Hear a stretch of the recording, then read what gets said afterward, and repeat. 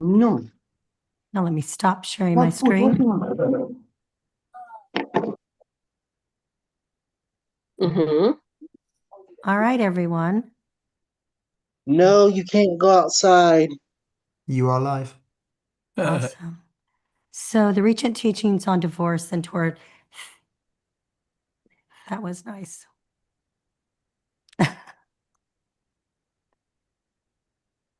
How do we pull you guys? There we go. All right, so I can hear the streaming in the background. There's a double now. I think we should be good. You muted, sweetheart. Hang on. Yeah, you might want to move to your browser or just close that page. Can you hear me? Is my microphone, is the gain okay? Do I need to turn it up? Testing 1, 2, 3. Can you hear me? This is what I sound like. Thanks, Drew. You were exactly right. I needed to close that page. Someone says Lynette, but I think they mean Linnell. I can't thank you enough for the daily YouTube words and prayer. Praise Oh. Yehovah. Amen. Amen. Guys, Linnell is putting out daily devotionals on various social media, I think, I guess on YouTube and on TikTok.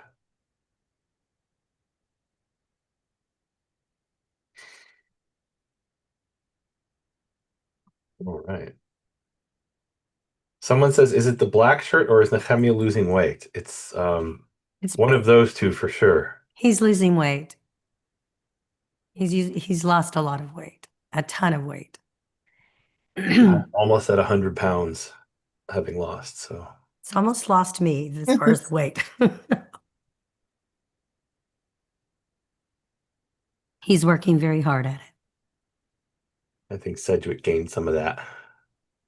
He's been feeding me caramels though, because I've been the one gaining weight. I feed Sedgwick all the grubs. Don't eat him anymore.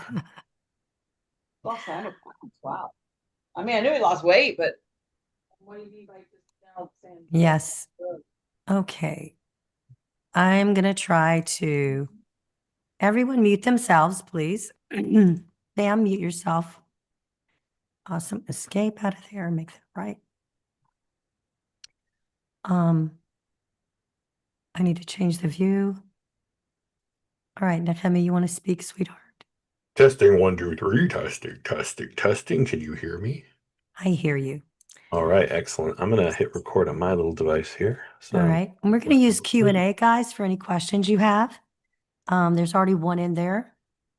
And we will answer those at the end in the order that you put them in. We are really excited. Chag Sameach to everyone. We're so thrilled to celebrate Shavuot with you. And Nehemia, do you want to open in prayer? looks like we have 1 minute. So can we wait that 1 minute? Oh, we can. I'm In sorry. case somebody's like on the right. Nelson said he would read the scripture Oh, if he wants, because that sounds great. All right. Let me open up my little software here so I look more intelligent and know what it actually says in the Bible. Okay. oh, shalom. And Chag Sameach from Switzerland. How awesome. Home, Switzerland. All right. Oh no, I still have one more. Well, I'm gonna wait till it says 2 o'clock. Oh, it says 2. All right. Do you want to open it up, babe? Sure. Yehovah, thank you for this time that we can celebrate Shavuot together. Father, I pray that you would give Nehemiah wisdom as he teaches. And God, I pray that you would give us great fellowship together after the teaching, that we can have time together to enjoy this feast. And Yehovah, please bless everyone who comes. I pray that the word would embed deeply in our hearts and that we would understand all that you have for us today. Amen. All right. Shalom, everybody. So today we are celebrating Chag Shavuot, the Feast of Weeks. I want to start with just what are some of the names for this holiday, and this is one of the features of some of the holidays, or most of the holidays in the Torah, is that they have multiple names. So Shavuot is in Exodus 34:22 and Deuteronomy 16:10. And Nelson, can you post like each line there as I'm talking about it? Certainly. Okay. So it's called Chag Shavuot, the Feast of Weeks. Then it's also called Chag HaKatsir. Katsir means harvest. Chag is feast. And actually, Chag is more than just feast, it's pilgrimage feast. So it has an implication there, well, of two things. One is celebrating from the word chug, which means to dance in a circle. And Chag also has this implication of pilgrimage.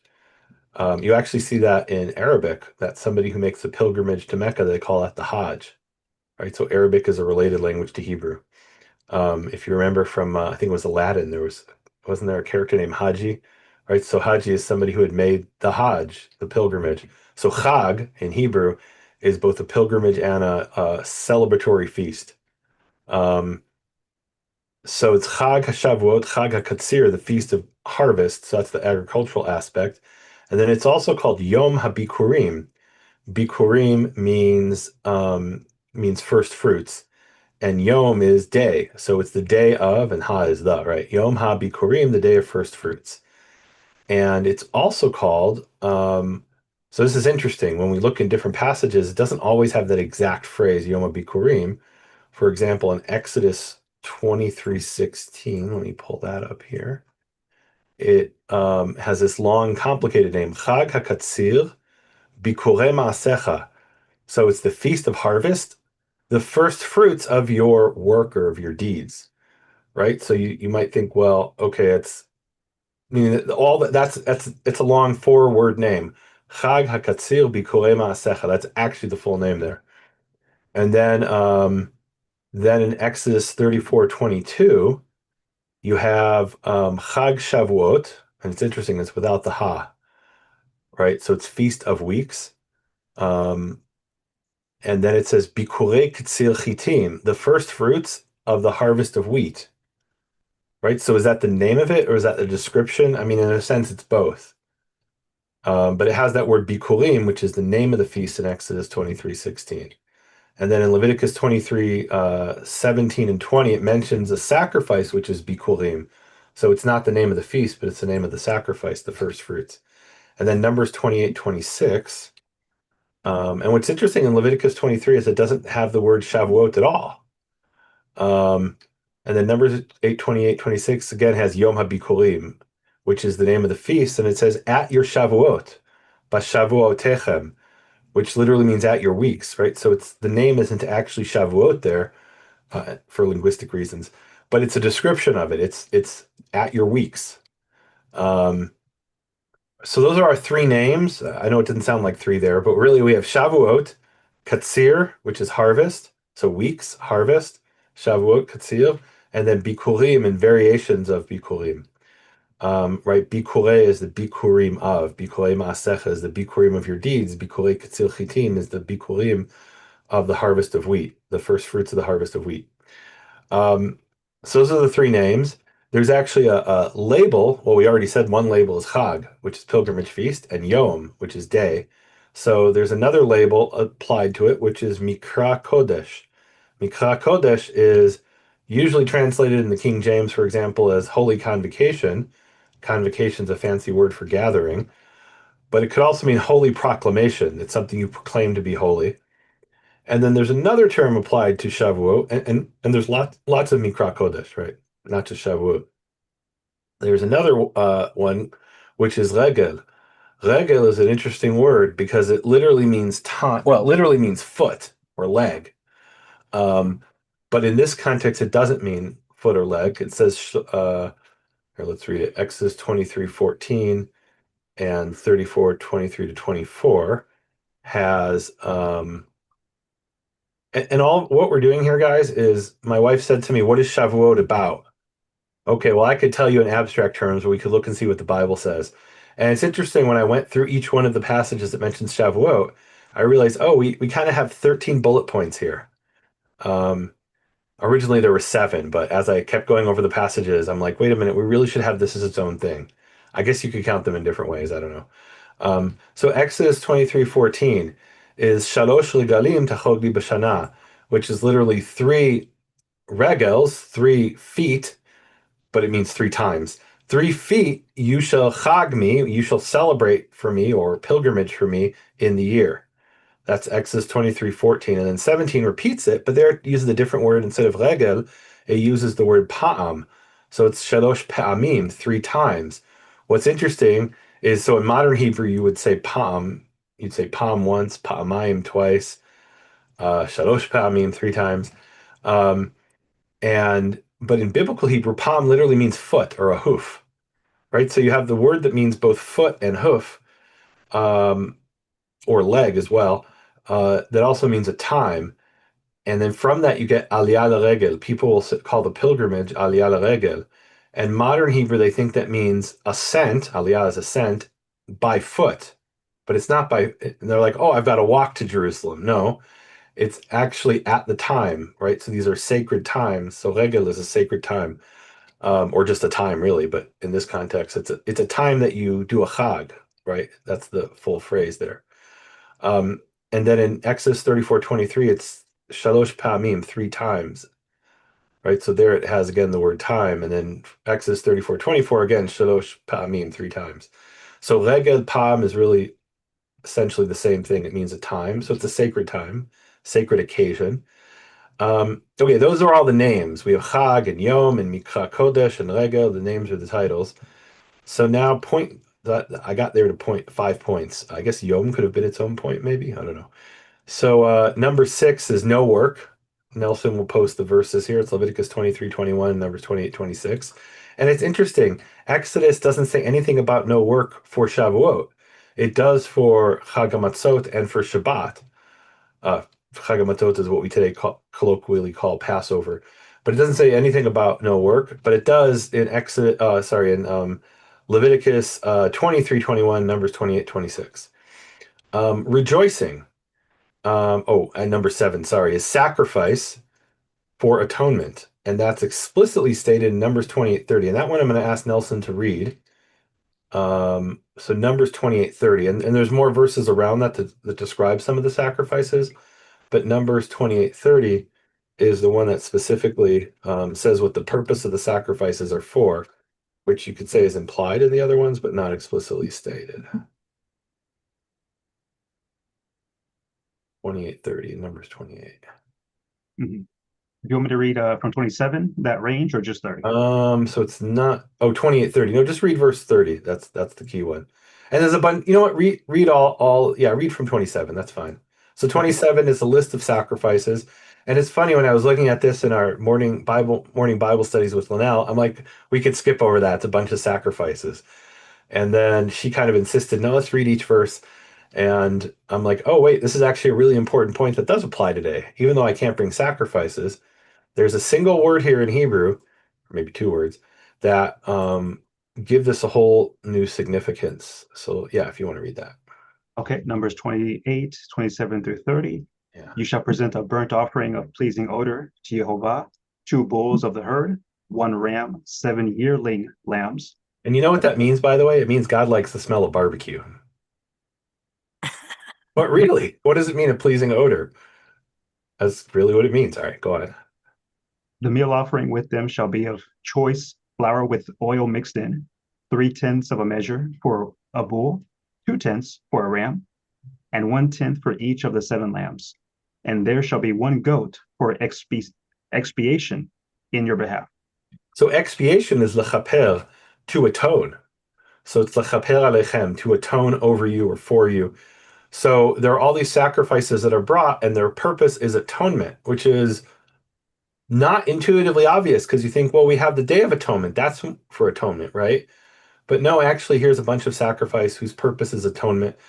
There is a principle that I believe in, and you don't have to agree, that, but I'm right, that today we can't bring sacrifices, so we have prayer in place of sacrifices. I've done studies on that, Psalm 51 and Hosea chapter 14, verses 2-4, and a bunch of other passages. So how do we fulfill this today is what my wife asked me. To me, it's obvious. We pray and ask God for atonement. Okay, so that's sacrifices and today prayer for atonement. There's more sacrifice in Leviticus 23, although frankly it doesn't mention atonement there. It mentions the word chatat, that some are sin offerings.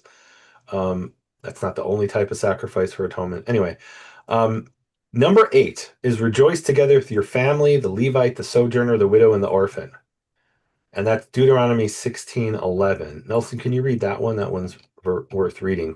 Because here we have, like, what are we supposed to do on Shavuot? My wife asked. Well, we have a commandment to rejoice. And you rejoice with other people. And hopefully you guys are rejoicing with us here today. You want to You read shall that? rejoice before Jehovah your God with your son and daughter, your male and female slave, the Levite in your communities, and the stranger, the fatherless, and the widow in your midst, at the place where Jehovah your God will choose to establish his name. So this is part of the pilgrimage. It's something we're supposed to do in Jerusalem when we go up on the pilgrimage at the feast, and we bring family and we bring the disadvantaged and the people who can't afford it, and we celebrate together with them. And in the Jewish tradition, we have this thing called mishloach manot, which is sending portions, which is something they do on Purim as part of the celebration. And what you do really on Purim is you send these different, like literally a plate of food to your friends. And there's a lot of regifting, by the way, because like how many Hamantaschen does one really need? And how many little tiny bottles of wine for Kiddush does one really need? So you end up getting all these things, and you repackage them and you send them out to more people. That was a tradition I had growing up. They don't really do that in Israel as much, but we Would did you it. explain that, Nehemia? So it's sending portions. And what we would do on Purim, which is in the 12th month, is we would have like we clear the dining room table and put out a bunch of paper plates, and then you want to be really fancy, you have like baskets and stuff like that. And then you put a little bottle of wine and you put like different kind of sweets, usually like tiny little candy bars and Hamantaschen, little cakes and things. It and then you have a list of people, and you get in the station wagon when I was growing up, and you drive around the neighborhood giving these to people, and they hand you one when you come to the door.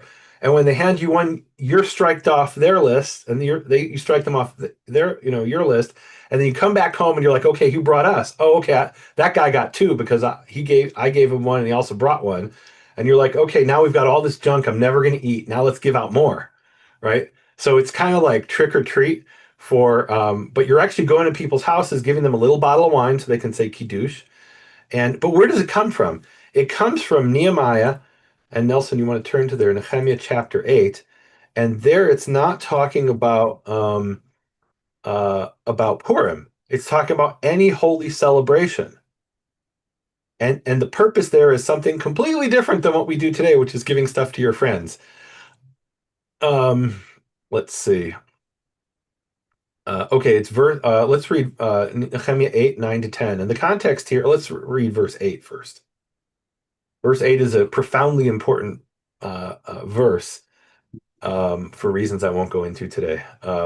Maybe I will. All right, read Nehemiah 8, 8 through 10, Nelson. I'll stop you at verse 8. All right. They read from the scroll of the teaching of God, translating it And and giving teaching the of God sense. there is, and they read from the book, which they're translating here, scroll, the Sefer, the book of the Torah of Elohim. Right? So here they have the Torah. Right? They have a Torah scroll just like we have today. That's almost no doubt that that's what that means. Right? So even those secular scholars don't believe that Moses wrote the Torah. Even they have to admit, okay, here they have the same Torah we have today. Right? Maybe they think it's slightly different, but basically the Torah we have today is the Torah that was there in the time of Ezra. Right? That's really beyond doubt. Okay, sorry, read that again now. They read from the scroll of the teaching of God, translating it and giving the sense. So they Wow. understood the reading. So each word there is really important, and it doesn't mean translating it. That's based on what the Talmud says it means, and the Talmud is anachronistically reading back into time something that was going on in the 3rd century A.D. when many Jews didn't know Hebrew, and they would have what's called a maturgaman, which is the person who gave the Aramaic Targum, the Aramaic translation. They would read 1 or 3 verses, and then they would usually translate verse by verse, or sometimes 3 verses by 3 verses. So they'd read it in Hebrew, read 3 verses in Aramaic, read 3 verses, read 3 verses in Aramaic. So the rabbis in the 3rd century CE are anachronistically reading that back into Nehemiah, and then the translators of the JPS say, well, we know what the Talmud says it means. Let's just give that explanation. So it's not translation, it's meforash, which it literally means rightly dividing it or just dividing it. Let's not go into that. We could do a whole teaching on that. This is important because one of the explanations of the Talmud is that they were reading it with the Masoras. And you'll hear about the Masoretic text. This is the first time the concept of a Masoretic text is mentioned by name in history, is when the Talmud mentions this refers to the Masoras, even if it's not exactly what our Masoretic, we can call it maybe Proto-Masoretic. So we have Mifolash is dividing it, Visom Sechel and giving sense to it. Sechel is like logic, sense. Veyavinu b'mikra, and they cause them to understand the scripture. So cause them to understand probably is some kind of a commentary. Hebrew had changed from the time of Moses to the time of Ezra. Right, it's a long time. It's like 1,000 years or 900 years. And during that 900 years, some of the words, people didn't remember what, I don't know, maybe shatnez means. So they gave it an explanation. All right, so now the important part for our discussion, but I just love that passage because it's the first reference to a concept of that there was a Masorah, meaning a way of transmitting scripture letter by letter, maybe word pronunciation of every word, maybe. So verses 9 and 10, Nelson. Oh, and the context here is they're upset. Why are they upset? They didn't know they were supposed to be doing all these things in the Torah. Mhm. All right. Nehemiah, the Tirshatha, Ezra the priest and scribe, and the Levites who were explaining to the people said to all the people, "This day is holy to Jehovah your God. You must not mourn or weep." For all the people were weeping as they listened to the words of the teaching. And what was the holiday there that they weren't supposed to be weeping on? So if we look earlier in the passage, it's Yom Teruah. It's the first day of the 7th month. It's not Shavuot, but it's a feast. And he says on a holy day, it's a day that's holy to Yehovah. You shouldn't be sad and mourning. You can do that tomorrow. All right, keep reading. He further said to them, "Go, eat choice foods and drink sweet drinks and send portions to whoever has nothing prepared. For the day is Yeah, okay, I'm sorry. Go on. Yeah. for the day is holy to our Lord. Do not be sad, for your rejoicing in Jehovah is the source of your strength." It says, Ki chedvat Yehovah, the rejoicing of Yehovah, Hi ma'uzchem, is your fortification. So we should be rejoicing today because it's a holy day. This is Yom Teruah, but it applies to every day that's a holy day. And one of the phrases here is it says, ichlu mishmanim, eat fatty foods. They say choice foods. I think that's a lipophobic translation. Which really, and I won't go into that anyway.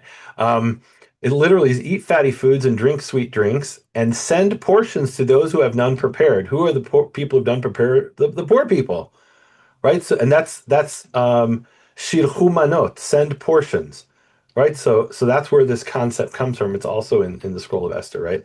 But it's what you do on a holy day is you eat and you also give to those who can't afford. Okay. No, lipophobia is not a term I coined. That's actually a term. It comes from when Dwight D. Eisenhower was president, and he had a heart attack, and the sugar lobby literally paid doctors to say it was because he had too much fat, even though it was probably caused by the sugar. But maybe I'm wrong. I'll leave that to you guys to argue about. Okay, so here we send portions. That's something we ought to be doing, I suppose. And I guess the way you could do that is to give charity. That actually is point 11 here is free will offerings to Yehovah. I would pour that into that. In the biblical times, well, really, it was in point 8. In biblical times, you go and you celebrate in Jerusalem, and you don't celebrate alone. You invite other people to join you. And if you don't, we're not going to Jerusalem today because we don't have a temple.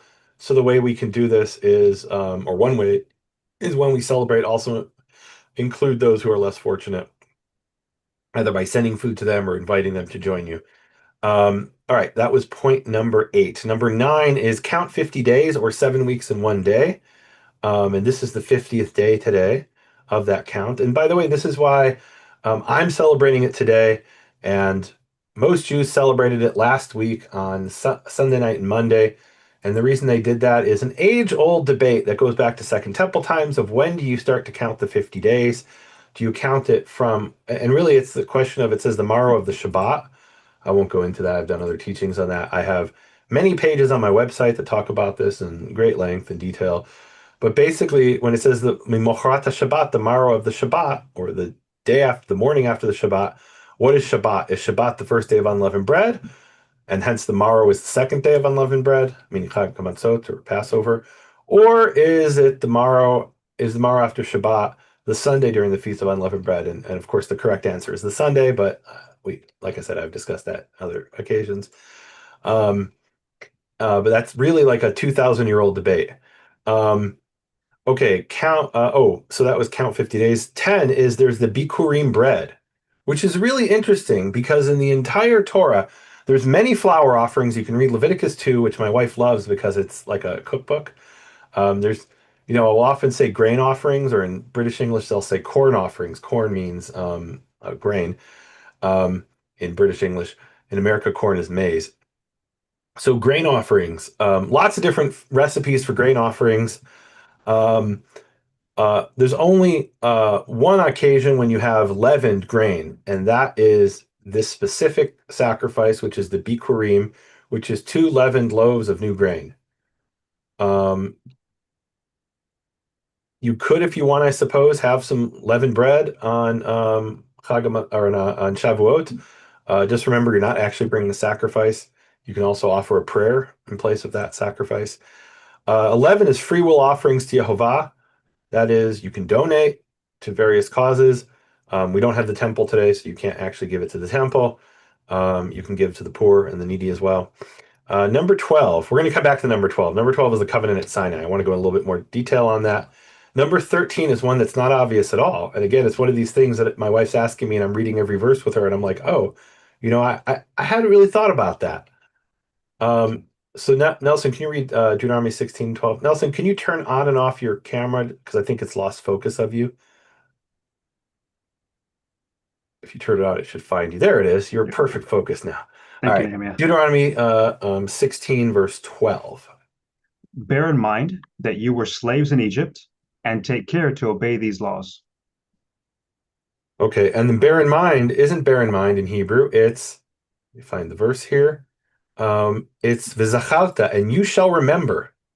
You shall remember in Hebrew is kind of an active thing. Like we think of remember as it's just kind of floating around in my head and in the back of my mind somewhere. In Hebrew, it also can mean to mention. Right? It's the same thing that describes the name of Yehovah. He says, "This is my name forever. This is my zecher for generation to generation. This is my mention or my memorial," it translates it sometimes, but it's the way we mention him. So really it's you shall remember, which also means you shall mention that you were a slave in Egypt, and you shall diligently do all these statutes, referring to Shavuot and other things. It's also including Pesach here, Feast of Unleavened Bread. But it says it specifically in verse 12 in the context of Shavuot. So we're supposed to remember we were a slave, not just on Passover, but also on Shavuot. So why on Shavuot? Well, and that brings us back to point number 12. And here I feel like I had one in Exodus, and I lost it. Where was it? It was in Exodus 3 somewhere, Nelson. So if we go back to Exodus 3, Moses has this incident at the burning bush. And Moses is given a series of signs, of miracles. Right? He sticks his hand into his cloak, and he brings it out, and it's white like a leper, right? It's like maybe like a what would we call that? The people have the pink eyes, albino, right? He brings out his hand and it's white like an albino or like a leper back then, right? So leprosy was something where your hand was like bright white without pigment, and then he puts it back in, and then it comes back to its original color, right? That was one of the miracles. He throws the staff down, it turns into, people don't remember that. They remember the miracles that he did for Pharaoh. These weren't miracles for Pharaoh. These were miracles for the people of Israel. When Moses says to God, I don't think they're going to believe me that God appeared to me. He said, I'll give you these signs. But then there's a fourth sign, which is in a sense the most important sign, that Yehovah really revealed himself to Moses at the burning bush and revealed his name was Yehovah. And that ties into what we're going to see in point number 12, which is the revelation at Sinai. Let's see. All right. Nelson, where was that? Do you remember that was in the previous version? Was it Exodus 3:12? Yes. Can you read that? Yes. So Exodus 3:12, and he said, Jehovah said, Well, I will actually, we be. have to read verse 11. Ah, 11 and then 12, yeah. okay, let me go back. Okay.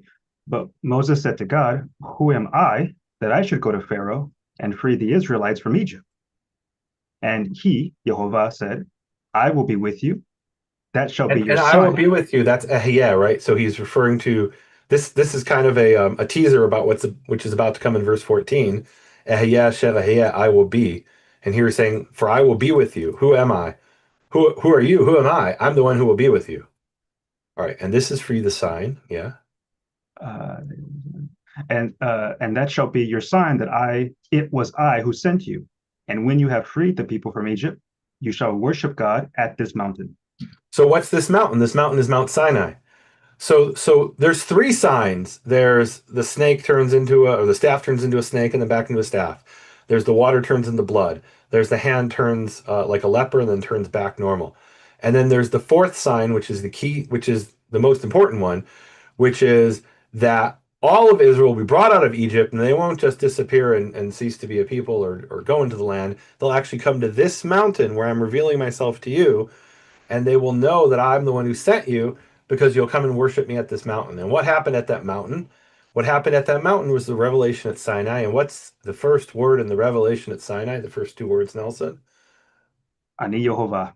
Anochi Yehovah. I am Anochi. Yehovah. He says Anochi Yehovah.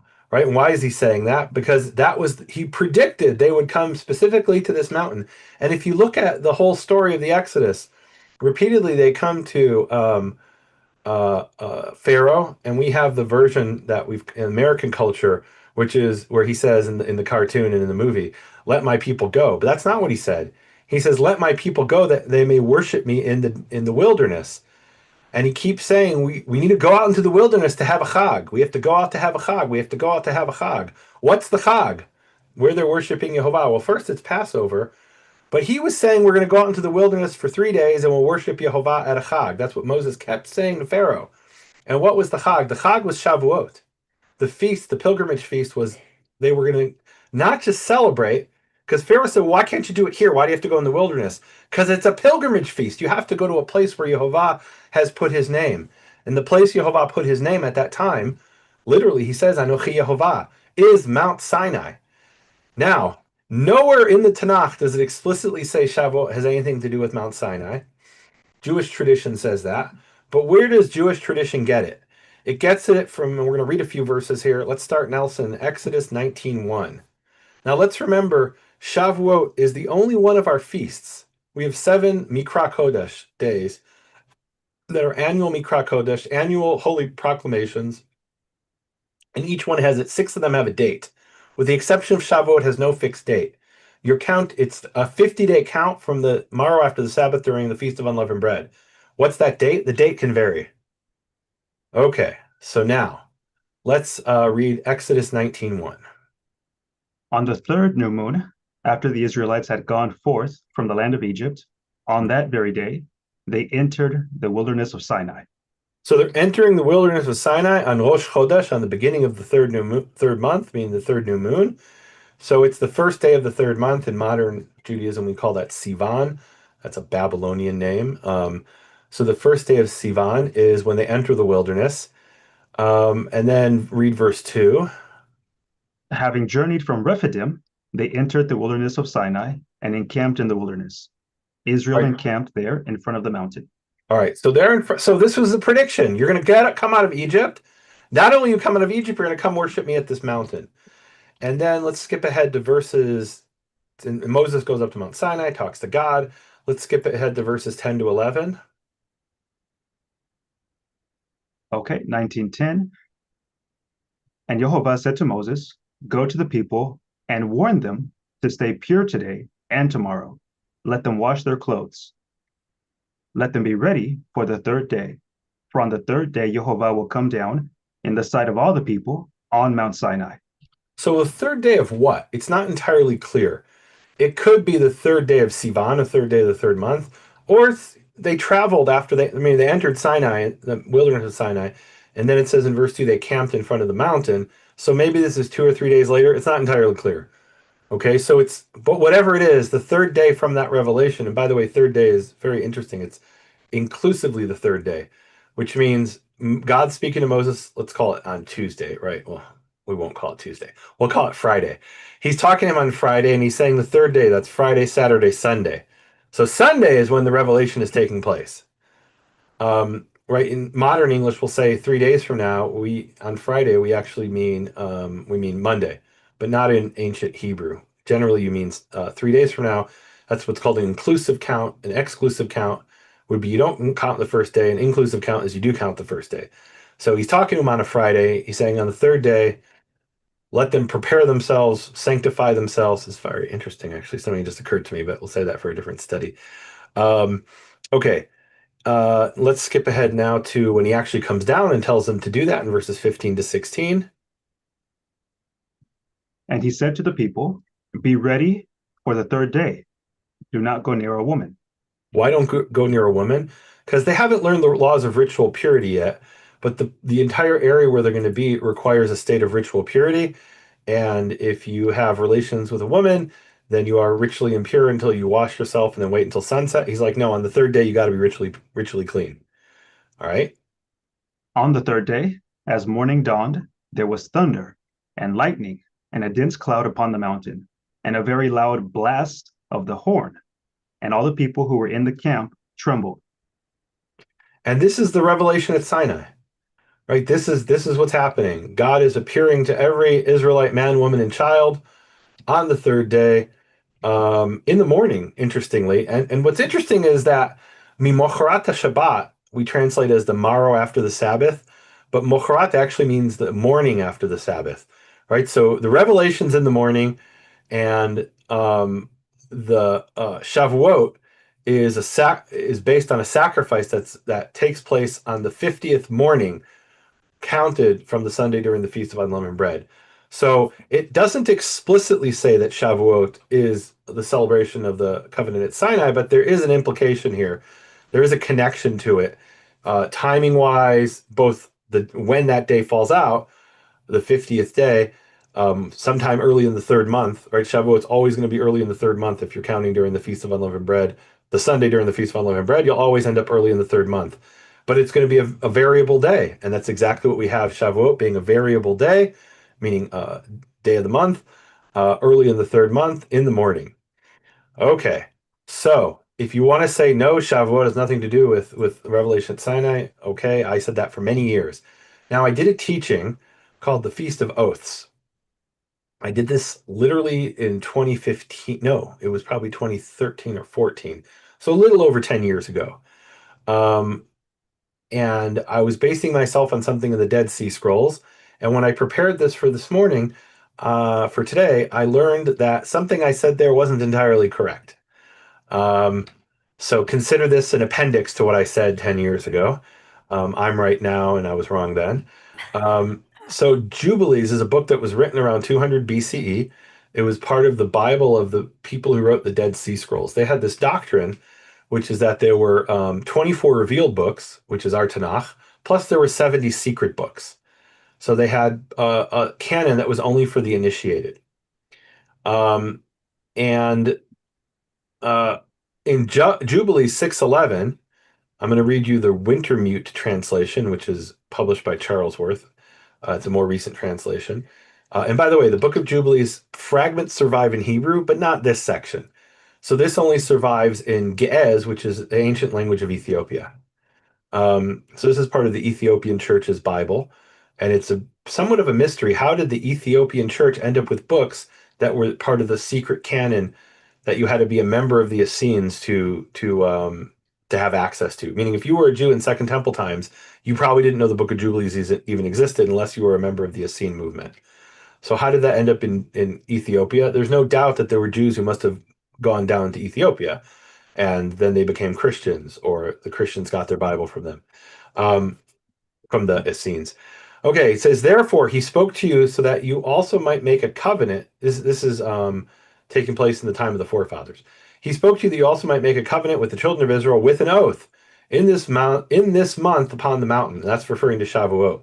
So there seems to be a play on words between making an oath in the feast of Shavuot. And you will sprinkle blood upon them on account of all the words of the covenant which the Lord made with them for all time. Nelson and I looked at the Ge'ez, right? Because we don't have this in the original Hebrew. It survives in fragments of Jubilee survives in the Dead Sea Scrolls. And I said, Nelson, if there really is a connection here, I would expect there to be that the word for oath here is related to the word Shavuot. And let me back up. In Hebrew, we have two related words. And I'm going to say them, and I'm going to ask Nelson to cut and paste the little tables I have here. In the singular, we have the word Shavua, which means week, and we have the word Shvuah, which means oath. In the plural, both of those words have an ot ending, which is a bit unusual for the word Shavua. Shouldn't it be Shavuim or Shvuim or something like that? It is actually in the book of Daniel, but usually it's not. Usually the plural is Shavuot with an ah for when you're talking about weeks, and Shavuot when you mean oaths. So that's and it's interesting. People will say from the Hebrew roots community will tell me, they'll talk about Yeshua, or they'll say Yeshua, and I'll say no. The emphasis is very important that it's Yeshua, and it is because Yeshua is salvation, and Yeshua is a shortened form of the name Joshua or Yehovah Yoshia, Yehovah saves. Two completely different things. So here we have an example of where the emphasis makes a difference. So we have Shavuot is oaths, and Shavuot means weeks. And here the emphasis is the same. The emphasis is on the end of the final syllable, ot. Shavuot and Shavuot. The difference is the first syllable is an ah, and it completely changes the meaning. Although sometimes Shavuot does mean weeks, but I won't go into that in certain instances. So when we have Chag Shavuot, the Feast of Weeks, it's possible that from the very beginning there was a play on words that this is a feast of oaths.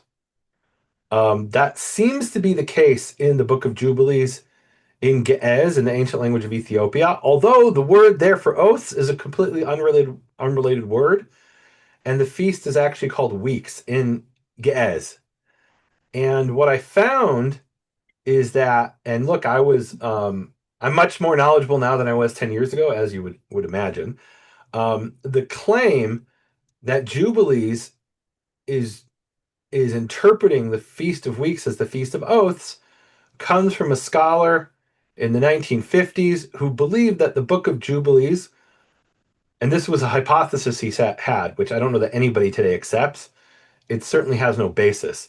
His hypothesis was that the Book of Jubilees was an alternative Torah, and that it's actually polemicizing, arguing against the Torah that we have today. And in our Torah, the Torah is the feast is Shavuot, Feast of Weeks, and in Jubilees it was Shavuot, Feast of Oaths. That was his hypothesis. And I frankly didn't know enough to realize that this was just a hypothesis, not fact. That is, there's no basis for that hypothesis. Or let me rephrase it. There's no basis for the hypothesis that Jubilees was arguing against our Torah. That's utter nonsense. And how do I know that? Because the word in Ethiopian, in the ancient Ethiopian language, Ge'ez, for Shavuot is the word in Ethiopian that means weeks, and has nothing to do with the word for oaths. Yes, it mentions oath, and there's a play on words there in the Ge'ez probably, or in the, let's say, the Hebrew behind the Ge'ez, right? Which is what he was saying. He was saying that the Ge'ez was translated from Greek, and the Greek was translated in Hebrew, and in the original Hebrew there was a play on words. Okay. If there was a play on words, that's in our Torah as well. We don't need the Ethiopian for that. We don't need the Ge'ez for that. Meaning, if you want to say Chag Shavuot, and specifically there is where you could make the strongest case. There's cases where the word for weeks is Shavuot, which should literally mean oaths, but means weeks in the context, right? Long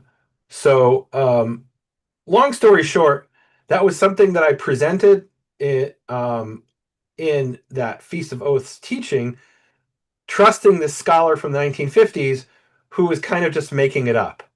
And when I went to look for the source, Nelson and I probably spent the whole day looking for the source, realizing the guy just made it up. And I believed him. Shame on me.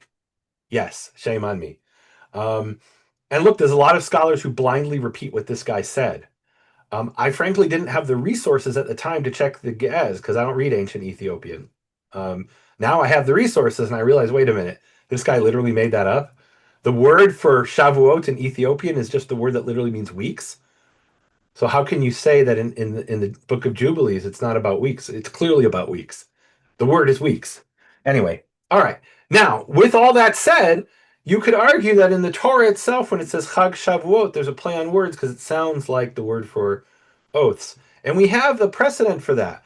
We have the name of the place is Be'er Sheva, which it's interesting. The Book of Jubilees translates Be'er Sheba as the well of oaths. But Be'er Sheva doesn't mean the well of oaths. It means the well of seven. And Abraham, if you recall, says to Avimelech, what are these 7 sheep that you put aside? That's a sign that there's an oath between you and me that we won't make war. Right? That was with the ancient Philistines. Interesting. Anyway, so there within the Torah itself, we have this play on words that's going on between oaths and weeks. We don't need the Book of Jubilees for that. Right? If you want to say Shavuot is both weeks, but also alludes to the oath that God made at Sinai, okay, that has nothing to do with the Book of Jubilees. What the Book of Jubilees could show is that somebody made that interpretation already in ancient times, right? In the context of the Feast of Shavuot. And I think that's kind of what I said 10 years ago. I maybe took it one step further. And that's still correct. In other words, in the Book of Jubilees, there is a play on oaths being related to Shavuot, right? There's somebody who's interpreting Shavuot as Shavuot, right? What this scholar in the 50s said, which I don't think I ever claimed this, so maybe I am vindicated, which is that no, the Book of Jubilees is disconnecting it from the concept of weeks. That's nonsense, right? That he's saying it also means oaths, right? That's what I would say. Let's put it that way, and that's what more recent scholars have said, and that's definitely correct. All right, I hope that made sense. I know it's a bit complicated. We have 2 words that are almost identical in English, Shavuot and Shavuot, and they mean completely different things, but they do sound similar even in ancient Hebrew, which is why Abraham put aside 7 sheep to make a covenant, to make an oath, Shiva, Sheva, 7 oaths. The words sound similar, right? So a lot of times in ancient Hebrew, we have what are called word puns, or there's one scholar who calls them MNDs. An MND is midrashic name derivation. Midrashic indicates that it's not a linguistic argument. It has more to do with how it sounds. Okay, Toph. I hope that made sense. All right, now to get to the main thing I wanted to talk about today. All that was background. All that was introduction. This would have been a very short teaching if I just jumped to the cut to the chase. Nelson, can you read Deuteronomy 5, verses 3 through 5? And I'll do my best not to interrupt you. But we'll go back over them after that. Deuteronomy 5, verses 3 to 5. Here, Moses is retelling what we read in Exodus 19, which was the revelation at Sinai. It was not with our fathers that Jehovah made this covenant, but with us, the living, every one of us who is here today. Face to face, Jehovah spoke to you on the mountain out of the fire. I stood between Jehovah and you at that time to convey Jehovah's words to you, for you were afraid of the fire and did not go up to the mountain. Okay, now, if we were to read this very literally, we could say Moses is a liar. And that's what I wanted to call this teaching, when Moses lied. Linnell vetoed that one. No. But here's an example where a literalist interpretation is untrue, is wrong, because it makes you say that Moses is a liar, and I don't believe Moses is a liar. Moses was speaking the truth. But what he meant by that isn't what you would understand if you take it literally. Okay, so let me read this very literally and explain why it's not literally true. It says, Lo et avotenu karat Yehovah brit hazot. Not with our fathers did Yehovah cut this covenant. Well, that's not true. It was with their fathers. Many of them weren't born.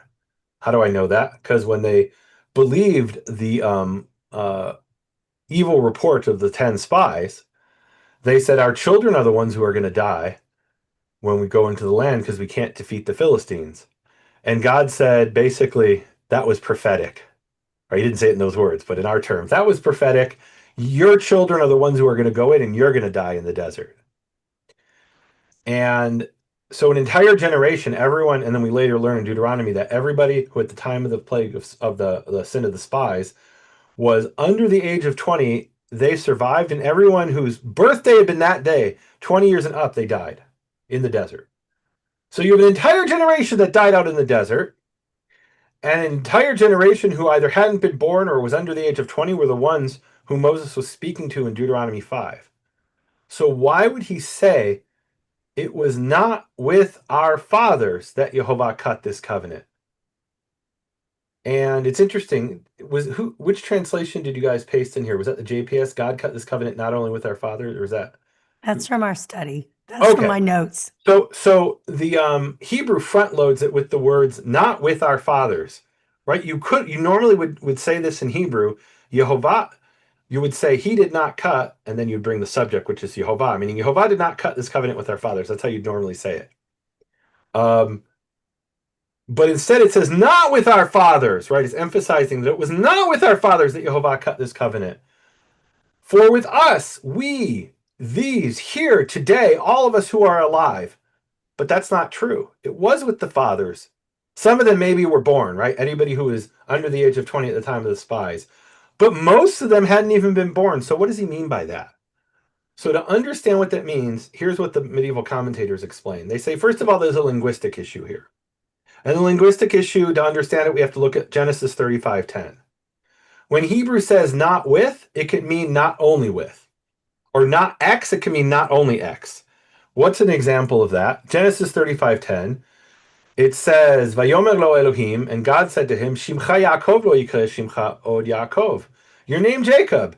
No longer shall your name be called Jacob, for only Israel, but rather Israel shall be your name. And he called his name Israel. And so the medieval commentators say, okay, linguistically, that means he was called Jacob, clearly, right? If you look in the Torah, he's continued to be called Jacob. But he's not only called Jacob is what it means. So just for starters, not with your fathers could mean linguistically, not only with your fathers. So what is it? But even that's not true. It was only with their fathers. Most of the people there hadn't been born yet. So what does he mean? What he means is not only with what your fathers, but it's as if you were there at Mount Sinai. That's what it means. And now later Kabbalists took this in a mystical way, and they said the soul of every Jew was at Mount Sinai, literally. And the soul of every convert was at Mount Sinai. So much so that there was a dating site. I don't know. I haven't looked at dating sites in many, many years. But there used to be a dating site for Orthodox Jews or anybody who aligned with that ideology called Saw You at Sinai. I don't know if that still exists anymore. And it was a pun. If you weren't raised with that midrashic explanation that every soul was at Mount Sinai, you wouldn't understand it, right? So it was kind of like a shibolet, right? It was kind of like a test to sign up for that site. You would have to have that kind of cultural background. And once I was rebuked by a rabbi in front of a bunch of other people because I said it's not true. My soul was not at Mount Sinai, neither was yours. That's just a lie. And I was right. It was a lie. But what Moses is saying here, it was not only with your fathers, it's as if you were at Mount Sinai. And he says that in a very definitive way to show how certain that is. And here's an example of a medieval rabbi who said that.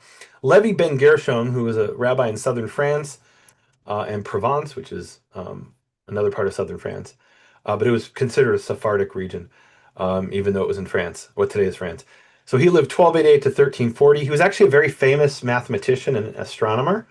There's a crater on the moon named after this rabbi, Rabbi Levi ben Gershon, and it's called the Rabbi Levi crater because he was a famous astronomer. And he explains, the meaning of this is that the Torah was not given to the fathers alone, but to them and their descendants after them in perpetuity. And concerning this, it is appropriate that every generation thinks it is as if the Torah was given to them. So those words as if means it's not literally true, but it's as if it's true. And so you can say it as a definitive statement. And the Kabbalists are the ones who want to say it's literally true and say Nehemia's soul was at Mount Sinai. That's a lie. My soul was not at Mount Sinai, and neither was theirs. They just want to say that that's true. All right. Okay. This is a strange thing. Why does Moses come along and say it's as if I was at Mount Sinai? Why does he need to say that? Why isn't it good enough to say that my ancestors were at Mount Sinai? There's this concept, and here really, I think this ties into Shavuot. Shavuot is, I've said in the past, Passover, Feast of Unleavened Bread, Pesach, is a covenant festival, and so is Shavuot. It is a feast of covenant, and and there is this idea throughout the Tanakh that people in every generation, they would not only remember the covenant, they would renew the covenant. And we can see that in a number of passages. Jeremiah 31:31 is a famous one. I'll ask Nelson to read actually verses 31 to 34 of Jeremiah 31. Sure. Pulling that up right now. Okay. Jeremiah 31:31. And the background See, here is that 3 times, at least, maybe even 4, I don't remember, in the Torah, in Exodus and Leviticus and in Deuteronomy, it says that when you have a Hebrew slave, that Hebrew slave will go out after he'll work for you for 6 years. So it's not slave in the modern sense or in the sense of the 19th century America. It's more a sense of what we would call an indentured servant. And so he's a slave for you for 6 years. In the 7th year, he has to go free. And the Jews of the late First Temple period said, that's not really good for business. Let's just keep the slaves. All right. And then they repent. And then they go back on their repentance. All right. Read that, Nelson.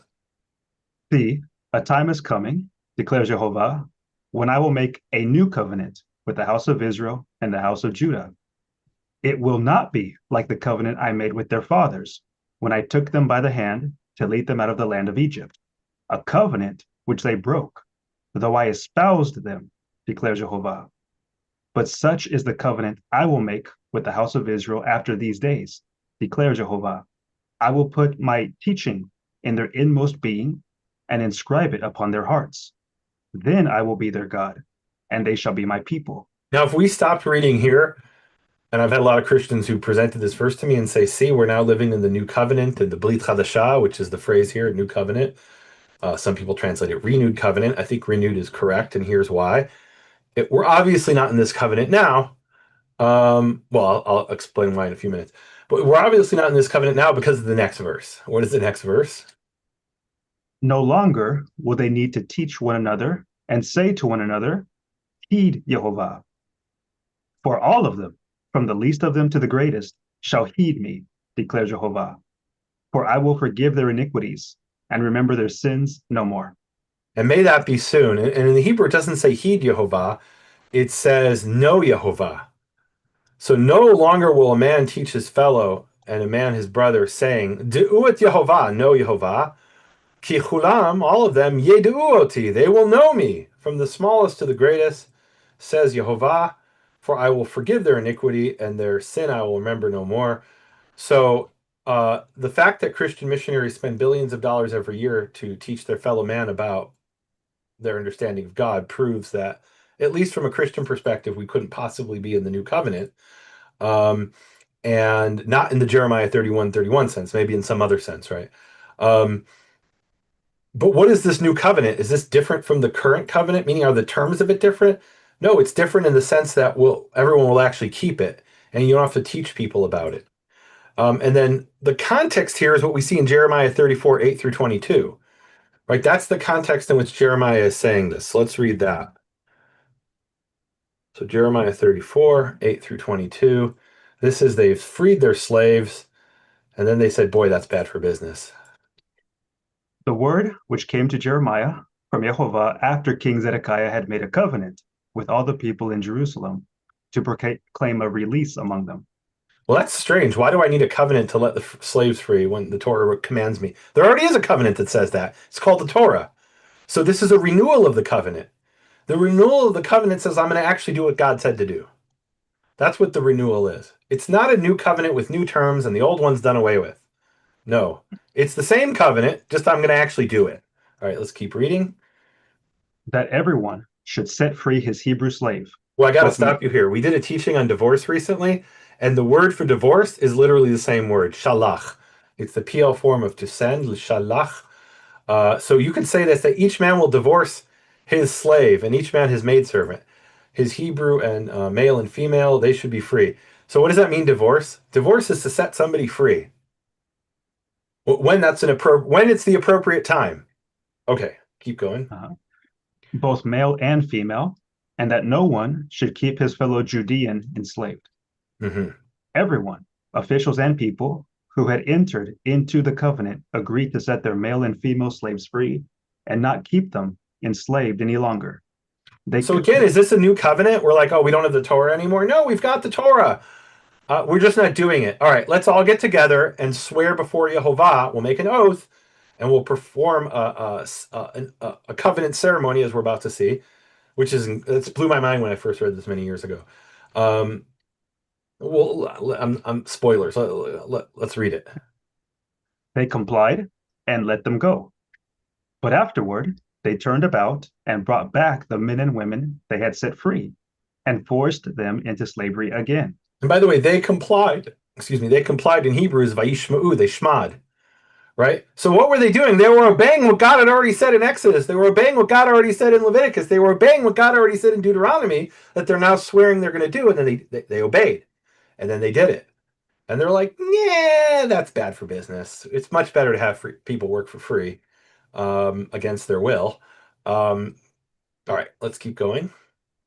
Then it was that the word of Yehovah came to Jeremiah from Yehovah. Thus says Yehovah, the God of Israel, I made a covenant with your fathers when I brought them out of the land of Egypt, the house of bondage, saying, And guys, this is a quote from Deuteronomy. It's something that appears in Exodus 21, 2 through 6, and a form of it appears in Leviticus 25, 39 to 43. But this is a very close paraphrase to Deuteronomy 15, verses 12 to 18. All right, go on. In the 7th year, each of you must let go any fellow Hebrew who may be sold to you. When he has served you 6 years, you must set him free. But your fathers would not obey me or give ear. Lately, you turned about and did what is proper in my sight, and each of you proclaimed a release to his countrymen. And you made a covenant accordingly before me in the house which bears my name. But now you have turned back and have profaned my name. Each of you has brought back the men and women whom you had given their freedom, and forced them to be your slaves again. Assuredly, thus says Yehovah, you would not obey me and proclaim a release, each to his kinsmen and countrymen. Lo, I proclaim your release, declares Jehovah, to the sword, to pestilence, and to famine, and I will make you a horror to all the kingdoms of the earth. I will make the men who violated my covenant, who did not fulfill the terms of the covenant which they made before me, like the calf which they cut in two, so as to pass between the halves. Well, there we got to stop. That's unbelievable. The what now, the who, the where? So it says here that, so let's remember in Genesis 15, Abraham has a covenant with Yehovah, and we call it in Hebrew Brit ben Abetarim, the covenant between the pieces. And he cuts these animals in half. And then the vultures come to eat the carcasses, and he shoos them away. And we're like, what is this weird thing he's cutting? And so this is another interesting thing. The word for making a covenant is to cut a covenant. And there's this literal act where they split an animal in half, and then they walk between the pieces. And why do you do that? What's the significance of that? It's not clear in Genesis. They understood because they were part of that culture, right? This is an ancient cultural practice. We only find out here in the book of Jeremiah what it meant. And what does it mean?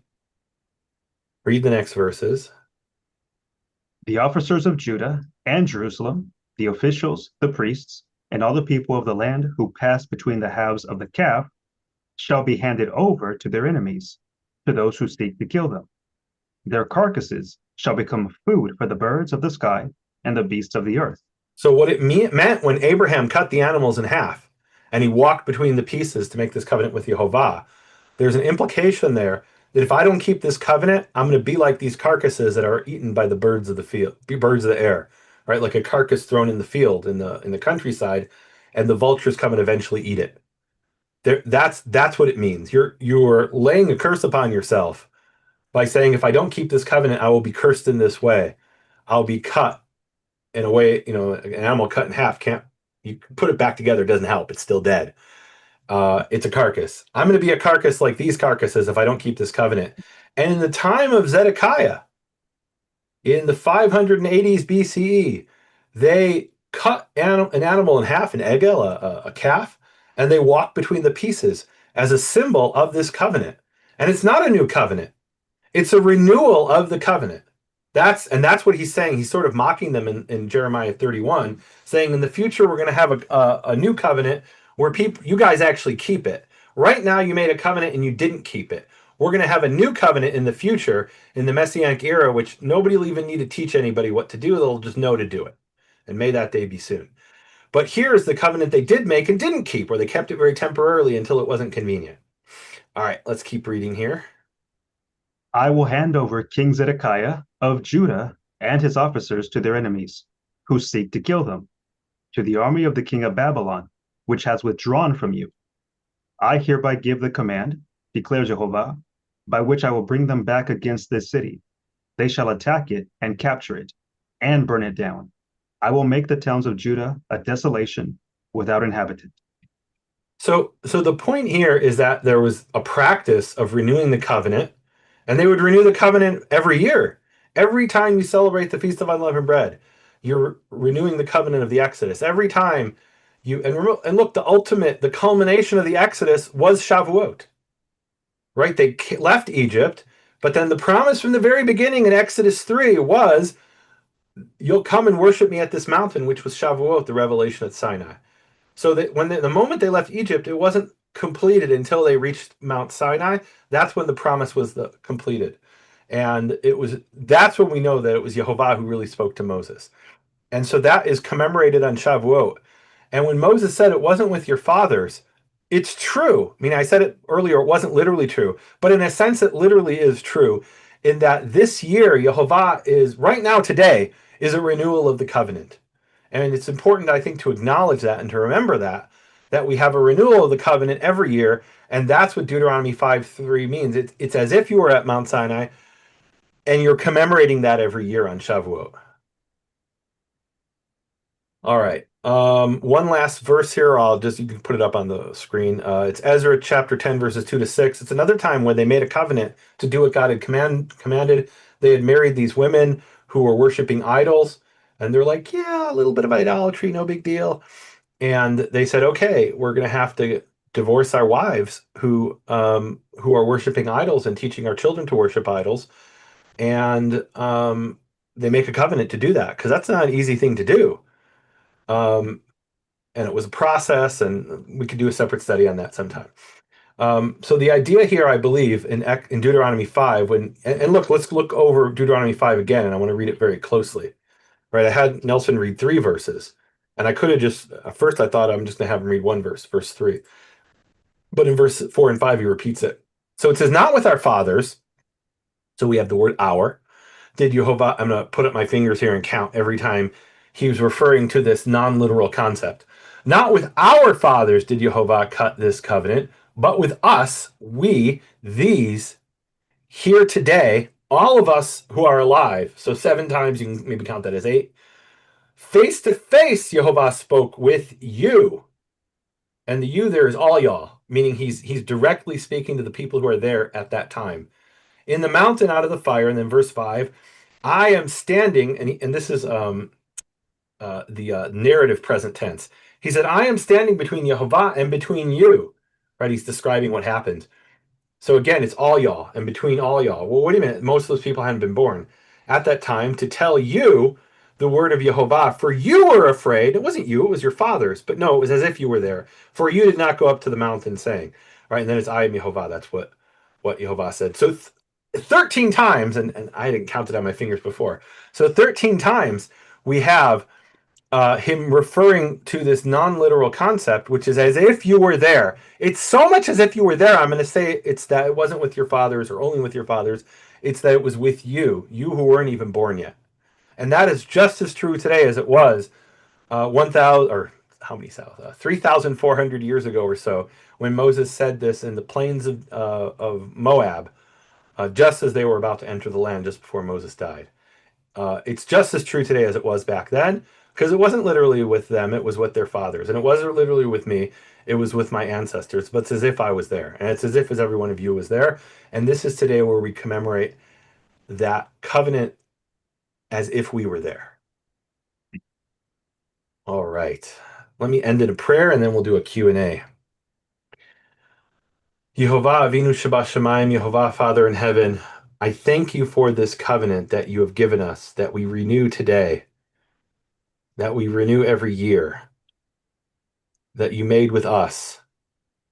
The covenant where you gave blessings and curses. And Yehovah, I ask you to guide me on the path that I may walk in your ways, that I may walk on your straight path, that I may not veer to the right or to the left and fall off into the abyss.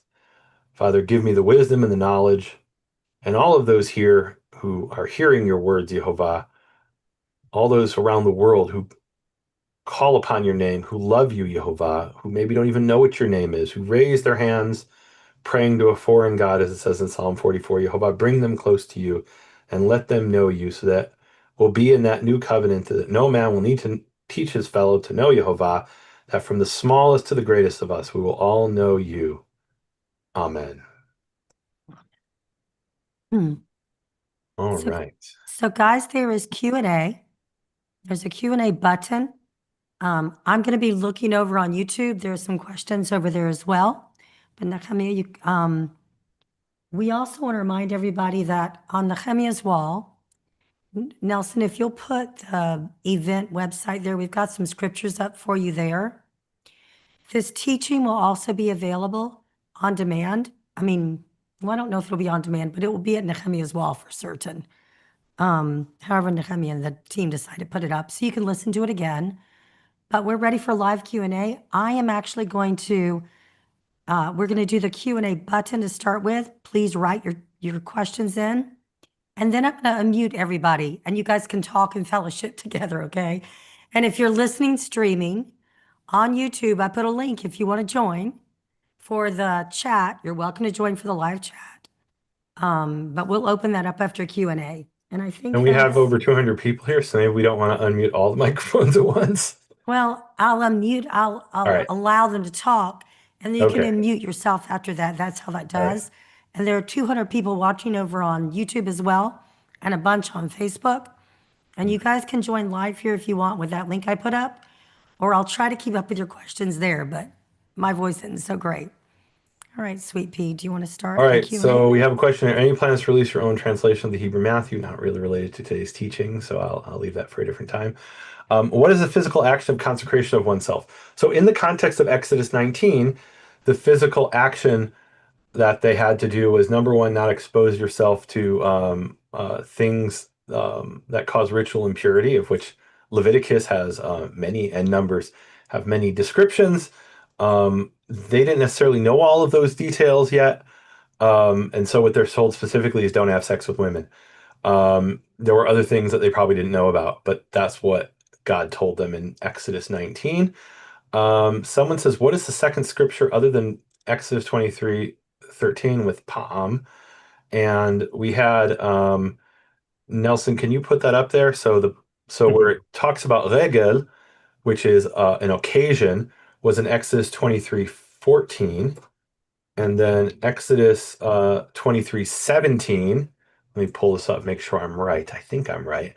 It says Shalosh Pa'amim 3 times. And then Exodus 34:23 has Pa'amim times. Then Exodus 34:24 has Pa'amim times. So it has one time regel, which is occasion, literally foot, and then 3 times Pa'am or Pa'amim, which means hooves or feet. And then you could also say, and I put this one in brackets, Deuteronomy 16:11, because Deuteronomy 16:11 doesn't have the word regel or pa'am, but it talks about the occasions that you're celebrating before Yehovah. So, meaning they talked about the pilgrimage part of it. So, there was another Nehemia, passage that I'm not sure we read, which actually was kind of important. Which sweetheart. was, yes. Oh, sorry, I didn't mean to interrupt. Oh, go ahead. Go ahead. No, I have a question that I Okay, wanted to ask when you're hold on finished. to that. Nelson, where was the verse where it talks about, it's actually a really important one, and I think we had looked at it a little differently. It was in Deuteronomy 14, I want to say. I feel like that was the one that talks about the tithing. Let's read that verse because that's actually kind of an important one. Give me a second here. Okay. That was Deuteronomy. Yeah, 14:22. Can you read that one? Oh no, is that, yeah, 14:22. Can you read that passage, Nelson? Yes, 14:22. You Yeah. shall set aside every year a tenth part of all the yield of your sowing that is brought from the field. Yeah, keep reading. You shall consume the tithes of your new grain and wine and oil and the firstlings of your herds and flocks in the presence of Jehovah your God in the place where he will choose to establish his name, so that you may learn to revere Jehovah your God forever. So this passage doesn't mention Shavuot per se, but it's something that would apply to Shavuot, that they would do at Shavuot because they'd be coming up on the pilgrimage. Keep reading. Uh, should the distance be too great for you, should you be unable to transport them, because the place where Jehovah your God has chosen to establish his name is far from you, and because Jehovah your God has blessed you, you may convert them into money, wrap up the money, and take it with you to the place that Jehovah your God has chosen, and spend the money on anything you want, cattle, sheep, wine, or other intoxicant, or anything you may desire. And you shall feast there in the presence of Jehovah your God, and rejoice with your household. But do not neglect the Levite in your community, for he has no hereditary portion as you have. Every third year you shall bring out the full tithe of your yield of that year. That's already something else. So, Ah. so here we have this idea that when we go on the pilgrimage, we bring a portion, we bring some of the tithe, and we can spend that, but we don't spend it just on ourselves. We also take care of those who don't have, and especially the Levite who doesn't have a hereditary portion and therefore doesn't have a tithe. So when he comes in the pilgrimage, he doesn't have anything to spend. So that ties into, and it's really interesting here. So I know in some Christian circles, alcohol is of the devil, but here God said um, in verse 26, "And you shall give of the silver according to all that your soul desires." And soul here is nephesh, which also means appetite of the cattle and the flocks, wine and strong drink, all that your nephesh, again, your appetite or your soul, desires. And you shall eat there before Jehovah, and you shall rejoice, you and your house. So we've got rejoicing and we have eating here. Eating and drinking strong drink. And it doesn't mean get drunk and do stupid stuff, but and let's also remember they didn't have distilled spirits in the time of the Torah. That's something that was discovered and developed in the Middle Ages. But so strong intoxicant there meant probably something we would call beer. So so that's another part of it. Is that's part of the celebration, right? So we had brought a verse that talks about celebration, Deuteronomy 16:11, but this is another part that informs us about celebrating during the three feasts. All right, let's see what our next question is. I want to ask one too, Oh Nehemia. yes, my love. So Terry Hardaway asked, we Uh-huh. just finished a Shavuot service. Uh-huh. Is this a Karaite tradition or a Gordon tradition? He's asking, why did we do this? I don't know how to answer that question. It says for us to get together on Shavuot. And Well, so the question is, what does Mikra Kodesh mean? Does Mikra Kodesh mean holy proclamation, in which case my obligation is to proclaim it holy, or is it holy convocation, meaning holy gathering? I prefer the interpretation holy proclamation. If you want to interpret holy gathering, then yeah, you're required to gather. So I'm not doing this because it's a holy gathering. I'm doing it because today is a holy day to Yehovah, and I want to celebrate it with other people. I don't know that it's a tradition at all. You were invited to come. I'm glad you came. If you want to celebrate it by yourself, that's your prerogative. So I would say it's neither. All right, so let's read some more questions here. Does anyone actually send portions now? If so, how do you do it? So I think the way to do that today would be to give charity to those who can't afford to celebrate. But if you know somebody specifically, you can send something to them. No, and the answer is no. People don't really do that today. They give money to charity. Um, let's see. I can't actually see how this is. It's kind of a weird system here because whenever I scroll down, it kind of do you disappears. want me to read to you? No, I want to try to scroll down. Oh, I see. So exactly what does Chag mean? Chag has three connotations. One is to celebrate. Number two is to, and so it's interesting, we translate it fast, which implies food, but Hebrew doesn't have that implication. There is a statement that we just read in Deuteronomy 16:11 and Deuteronomy 14:22, which talks about celebrating with food. That implication, or that doesn't come from the word chag itself. So that's just something God tells us to do. The word chag literally is from the word chug, which means a circle, and it means to dance. And where we can see that is a really, but it also implies a pilgrimage. Like we mentioned in Arabic, in Arabic, it just means pilgrimage, right? But Hebrew is not Arabic, they're just sister languages. So, for example, there's a beautiful passage in Judges that I'll have Nelson read, and it talks about how there's a chag in Shiloh, and the women go out there to dance. So it's Judges 21:19. This is when the Benjaminites don't have wives, and everybody took an oath saying they won't give their daughters to Ben. It's a kind of a crazy story. But Judges 21:19. You want to read that, Nelson? They said, "The annual feast of Yehovah is now being held at Shiloh. It lies north of Bethel, east of the highway that runs from Bethel to Shechem, and south of Lebonah." Right. And so a chag there was something that happened at a specific geographic location. Right. So they're making a pilgrimage to this particular place out in the vineyards. Right. It's in the fields. It's on the highway that runs from Bethel to Shechem, south of Livonah. And so let's keep reading verse 20. So they instructed the Benjaminites as follows: "Go and lie in wait in the vineyards. As soon as you see the girls of Shiloh coming out to join in the dances, come out from the vineyards. Let each of you seize a wife from among the girls of Shiloh, and be off for the land of Benjamin." And by the way, this is an example of how this world is chaotic. There's what we would say in modern Hebrew, a balagan.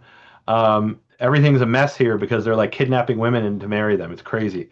But it's talking about when the women go out to dance. Why are they dancing? Because there's a chag, right? And if you've ever been to a Jewish bat mitzvah or bar mitzvah or wedding, they dance in a circle. That's an ancient Jewish. People talk about like ancient Hebrew dance. That's ancient Hebrew dance. You dance in a circle, and that's implied by the word chag. Okay, so chag implies dancing in a circle. It implies a pilgrimage, and there may be a connotation of, or maybe not, of feasting, but feasting is kind of its own thing as well. But it's not. If you just translate it as feast, you're missing part of the flavor of the meaning. Somebody says NASB says consecrate, but the one reading says warning. I don't know what verse we're talking about, so sorry. Oh, you're talking about in Exodus 19. No, the word is to consecrate, is to sanctify. And there, sanctify means ritual purification. From, in that case, what it talks about in Leviticus 12. You guys can read that. Somebody said, did the people hear the voice of God at Sinai or the voice of a horn? They heard the voice of Yehovah. That's what it says. The translation, okay, this. Can we like mark as, I don't know if you can mark those and get rid of the ones that we already answered. Otherwise, I'm confused and I can't keep track of where I am. I'm on Cheryl. Oh, and now it just disappeared, so I don't quite know how to do this. I see. Let's dismiss these. I'll do that now that I understand it. I thought the curse of everyone dying above 20 related to doubt prior to going into the promised land. Yes, it wasn't doubt. They were saying, I mean, it was in a sense. It was what they said is we're going to die in the desert, and our children are going to die as well.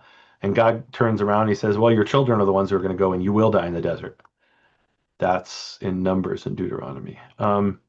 Did the movable Shavuot gain popularity in response to the? I don't know the is what, so I'm going to dismiss that. If a temple gets rebuilt in Israel, will that mean we should go to Israel to celebrate the feast? Yes. May it be. Passover, the marriage between covenant between Yehovah and his bride Israel, the 71. Okay, I don't. That's some allegorical thing.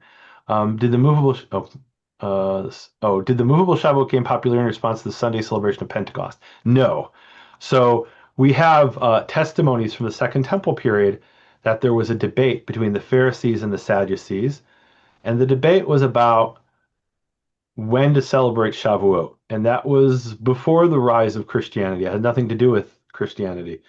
And the debate was, how do you interpret the morrow of the Shabbat? The Pharisees interpreted it as the second day, the morrow after the first day of unleavened bread, hence the second day of unleavened bread. Hence, in their calendar, Shavuot's always on the 6th of Sivan.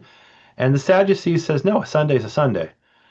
Interestingly, now today we know the Dead Sea Scrolls calendar also had it on a Sunday, but not the Sunday during unleavened bread, but the Sunday after unleavened bread, which for them always ended up on the ends up always counting the 50th day as the 15th of Sivan. So yes. And I once had a professor at Hebrew University who said every tradition, that's what he said, every tradition beside ours understood morrow after the Sabbath as a Sunday. And I said, who's ours? I think that's right. Anyway, and what he meant is the Dead Sea Scrolls have it on a Sunday, not the same Sunday as I think, because they were wrong and I'm right. The Sadducees, the Karaites, the Ethiopian Jews, the Samaritans have it on a Sunday as well, right? So every community, everybody who read the Tanakh or the Torah understood it as a Sunday except for the Pharisees. And the Pharisees essentially admit, we didn't get it from the Torah, that's from the oral law. We're reading that meaning into the Torah because that's what was told to Moses on Mount Sinai. So if you believe that was told to Moses on Mount Sinai, you should do it on the 6th of Sivan. If you don't believe that, then you should do what the Torah actually says, the way it's written. Somebody says, okay, the long shot, I haven't heard this. Anyone clear shot? Well, we're going to come in now. Okay, that sounds like something for a different discussion. Let's go to the next one. So, all right, somebody's asking about, oh, now a new one appeared. I don't know how that happened. They're asking about the Mikra Kodesh, which could be a holy convocation or a holy proclamation, holy declaration. It depends how you interpret it. They're both possible explanations. Convocation means a gathering. Most of the fruits that are used in Jewish tradition at Shavuot were not ready to be harvested. Okay, I don't know what that, I'm not sure what tradition you're talking about. When you give charity portions for a day like today, do you need Read it out loud so people. when you give charity or portions for a day like today, do you need to note that when you give it? Like, no. The answer is no. They don't necessarily need to know why you're doing it. What do you think of the rabbinic teaching that God offered the Torah to all the nations, but they refused it and only Israel accepted it? As a result, the souls of the Goyim were dramatically diminished. I just find that utterly nonsensical and with no basis in the Tanakh. The idea that Jews have a different type of soul than non-Jews is one of the stupidest things I've ever heard in my life. And not just that, it's diametrically opposed to what it says. Like the whole point of Genesis 1 through 3 is Yehovah made man in his image, in his likeness. He doesn't say he made the Jews in his image and his likeness. It says he made human beings. So to say Jews have a different soul than non-Jews is heretical from a Torah perspective. It's completely contrary to what the Torah says, and that is one of the bizarre things that have come down to us through Kabbalah.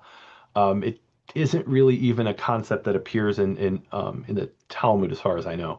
At least not in that abominable form. Now I'll tell you what I really think. Somebody says Deuteronomy 29:1 talks of Chorev covenant besides these words. Later in 29:9, Israel's. This sounds like a very complicated question. Somebody send me an email about that. I don't know. Jade to ask. Okay, and then they're responding to somebody else. Okay, I feel like I've answered all the questions. I've got one more question. What's that? And I can't post it. Guys, do you see where I posted the question? It's like, because Is it in the Q&A? I don't know. It where you is posted in the it. webinar chat. Will somebody put it in the Q&A? Oh, I don't know how to do this. Okay, let me tell. I'll read it out. If you could please, what is the difference between Avinu Sheva, Shevarim, Shavuotov, Elisheva, and Shavuot? Is there any commonality between the words? So Avinu Sheva Shvarim, it means our father of seven breaks. So that's gibberish. I think what you want to say is Avinu Sheba Shamayim. I'll write that here, which is our Father who art in heaven.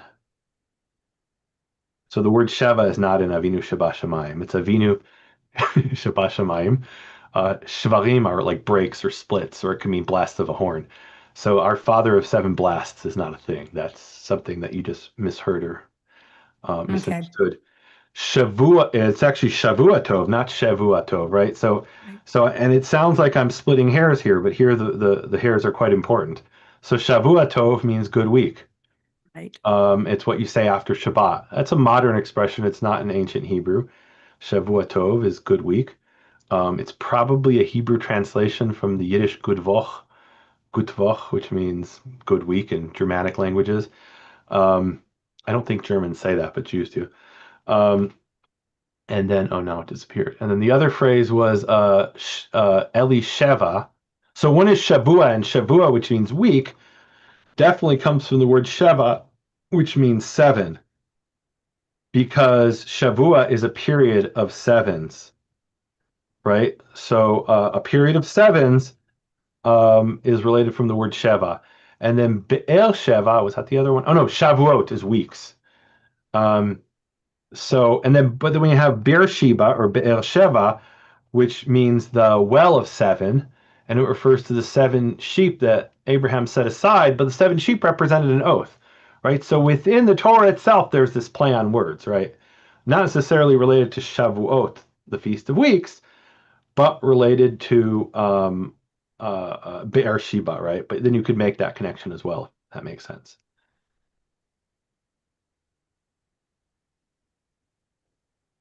Hope that makes sense. Somebody said here, this year the morrow after the Sabbath happened to coincide with the actual morrow after Shabbat. It's only confusing this year because it was day 2 of the feast. So okay, well, it depends when you think the feast started, I suppose.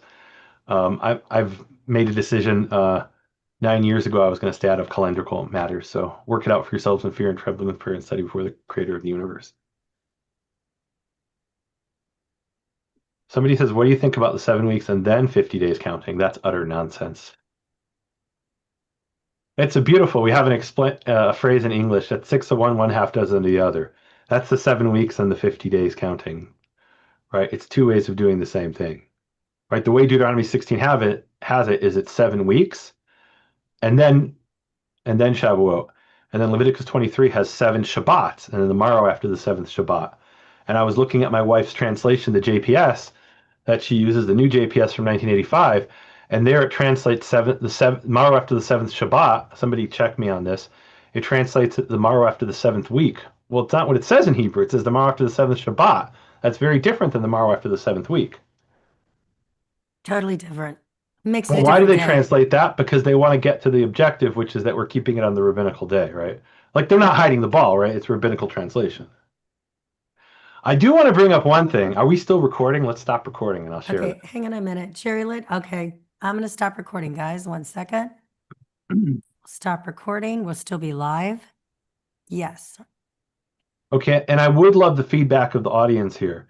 Okay, So in I'm the gonna. Hebrew roots community, and I'm using Hebrew roots in a very broad sense of anybody who calls Jesus Yeshua, or uses the term Yeshua, let's call it that, put it that way, because maybe you don't call him Jesus, and so it's completely different things in your mind. Okay, so in the Hebrew roots community, there's this idea that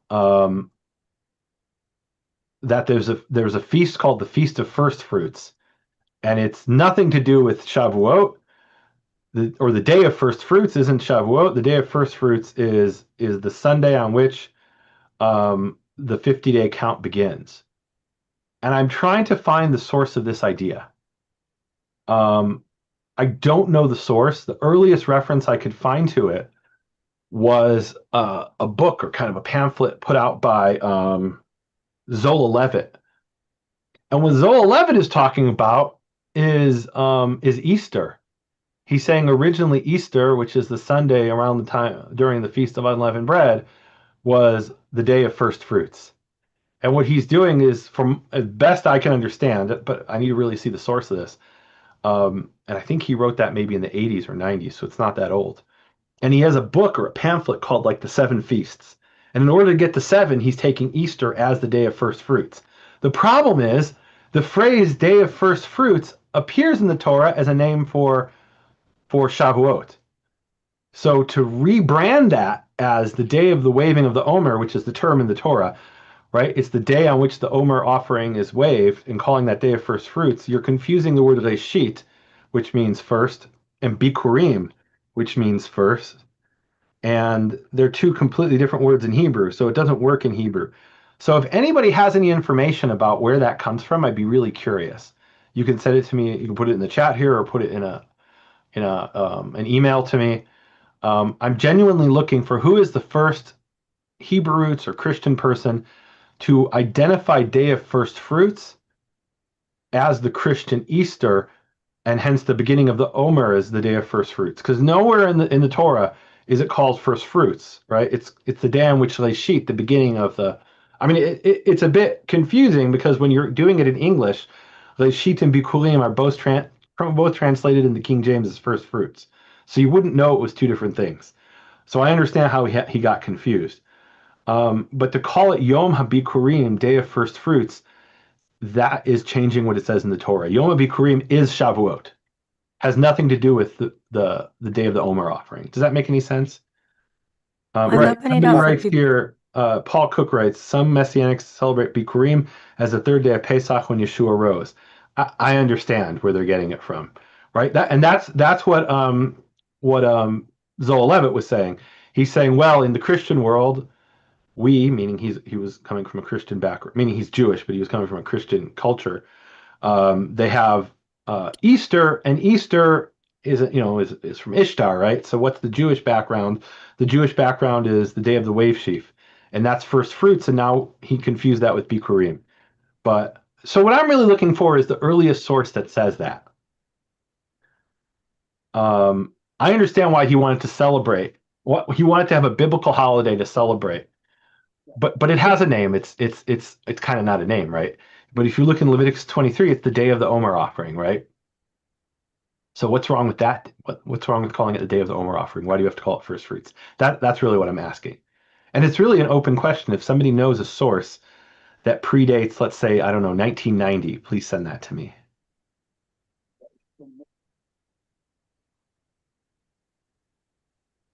Someone asked about the Dead Sea Scrolls being dated 100 years older than first thought. Is that believable? I'm not going to comment on that. I'm hearing people who are saying they don't agree with it and that it's not but I don't know enough about it. They're basing that on C14 that they're then cross-referencing. I'm going to wait to see what the critiques are, and I don't know. C14 is it really that precise to that that can be 100 years when we're talking 2,000 years ago? I'm not so sure. I don't know. Maybe that is true. I don't know.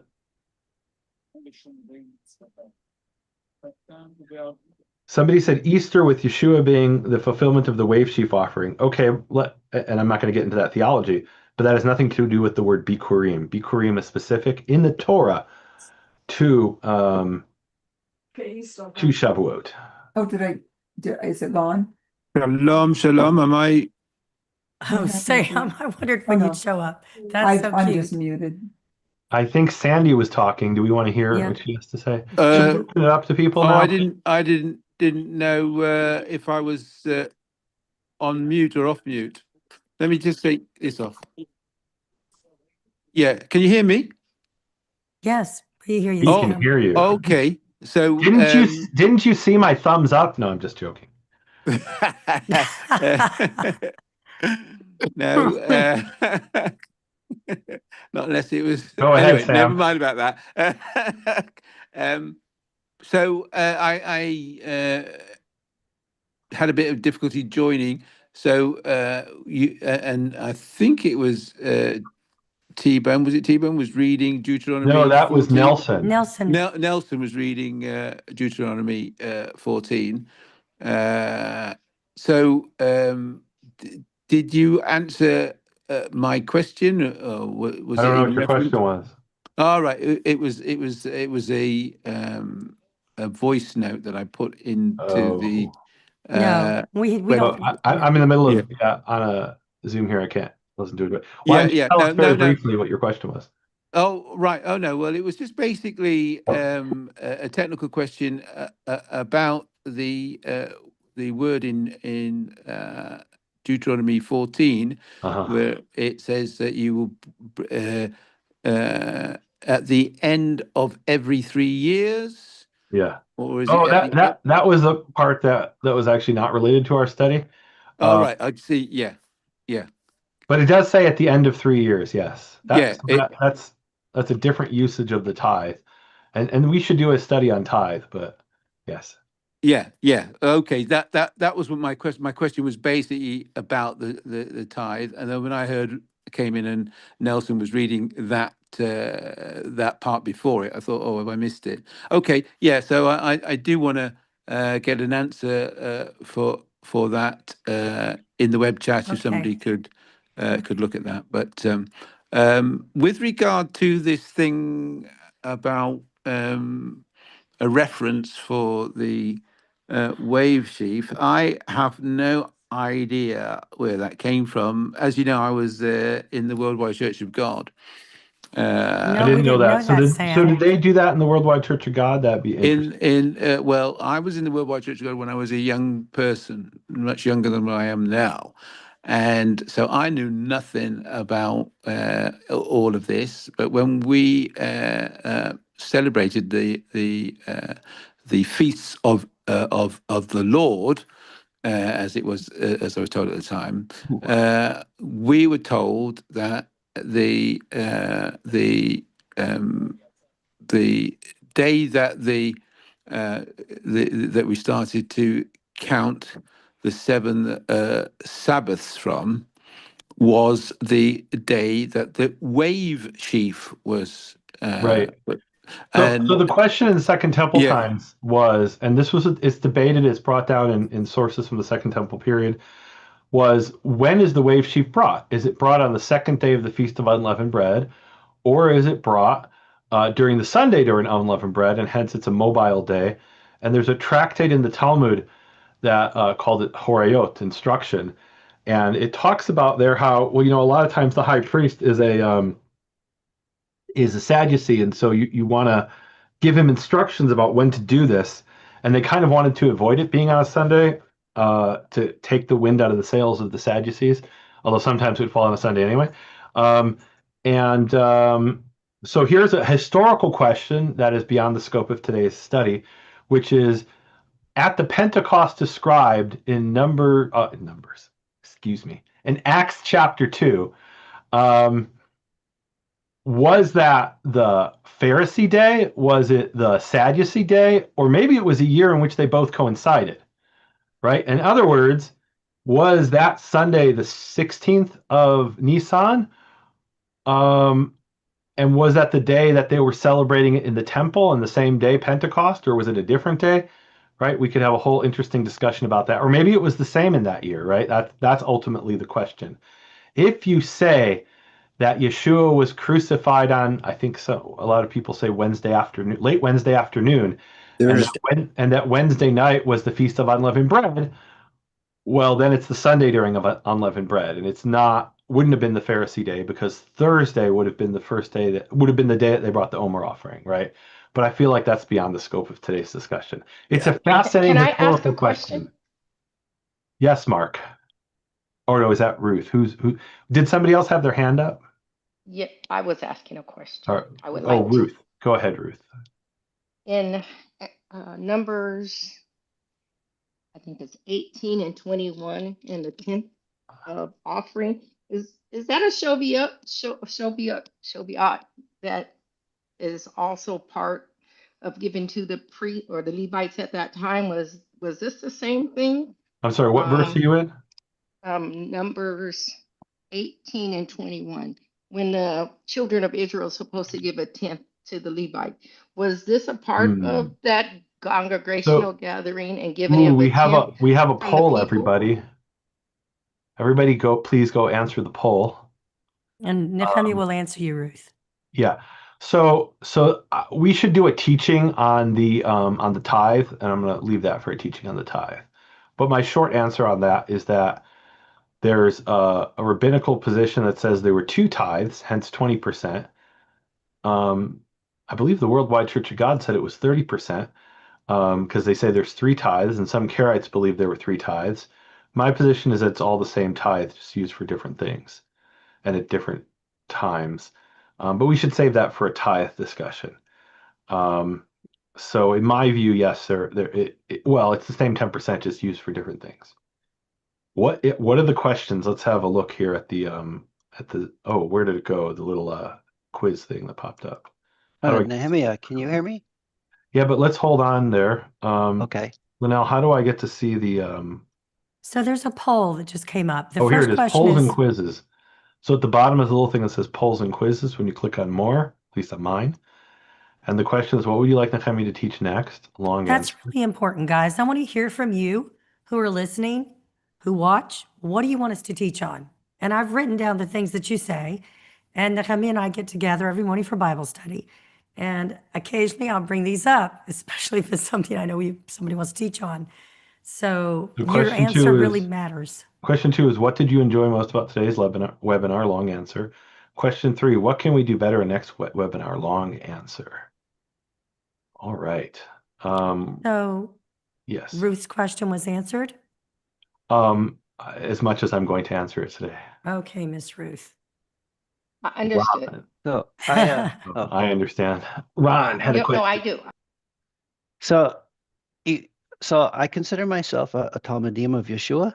Uh-huh. So I just some grammar here. Talmid is singular, means student, and Talmidim is plural. okay. So, and you may Thank you. identify, you may have, and I completely understand people who have multiple personalities, and I want to try to be respectful of that. If you are Well, plural Talmidim, but probably you're a no, Talmid of no, Yeshua. I And am a feminine, by the way, Talmid. would be Talmidah. Okay. Right. Thank you for grammatically correcting me, because I Problem. am not a native Hebrew I speaker. understand. I have people I'm who actually say, "Oh, I'm a goyim." Really? Are you all of them? And goyim means, well, singular is goy, which means people think it means something bad, but it just means someone from the nations. All right, go ahead. Sorry. So you've challenged me because Mm. I come from a Christian background, Mm. had been exposed to some Hebraic roots, got exposed Mm. to you and questioning things, and I'm sure, like many who consider themselves followers of Yeshua that are participating today, are questioning and seeking, the way. Um, so you challenged me one by asking where this came from, and so it's like, that's a good question. And so this is not, I'm not saying this is the answer, but I think this is where they get it from, and it's in Leviticus 23. Mm-hmm.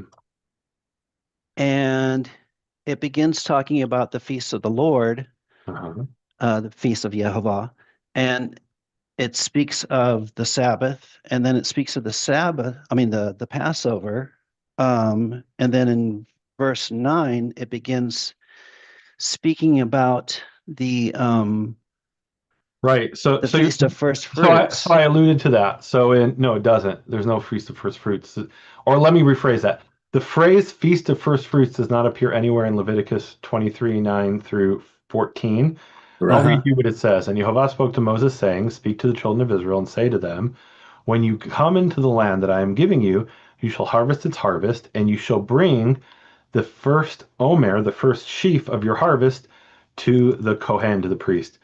So they have the word first there, and you have a sheaf.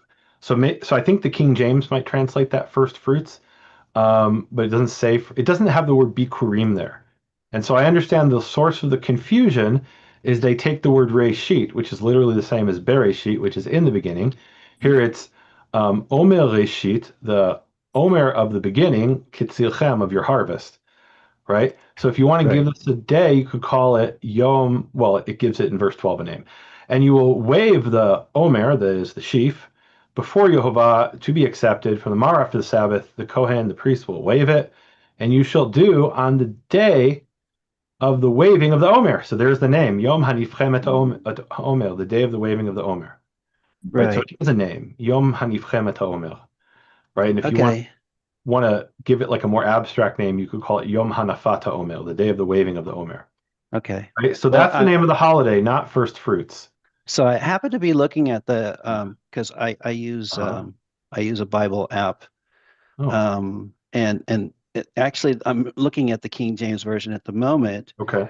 and it actually says first fruits there, and so that's how I was able to find Right. it. So here's what they did. Okay. And my question is who did this first? Okay. Right. We have, and I don't know the answer. I honestly don't. So you have in Hebrew the word reshit, which means first, and you have like in Bereshit, and that's in Leviticus 23, what we just read. And you have the word bikurim, which means first fruits.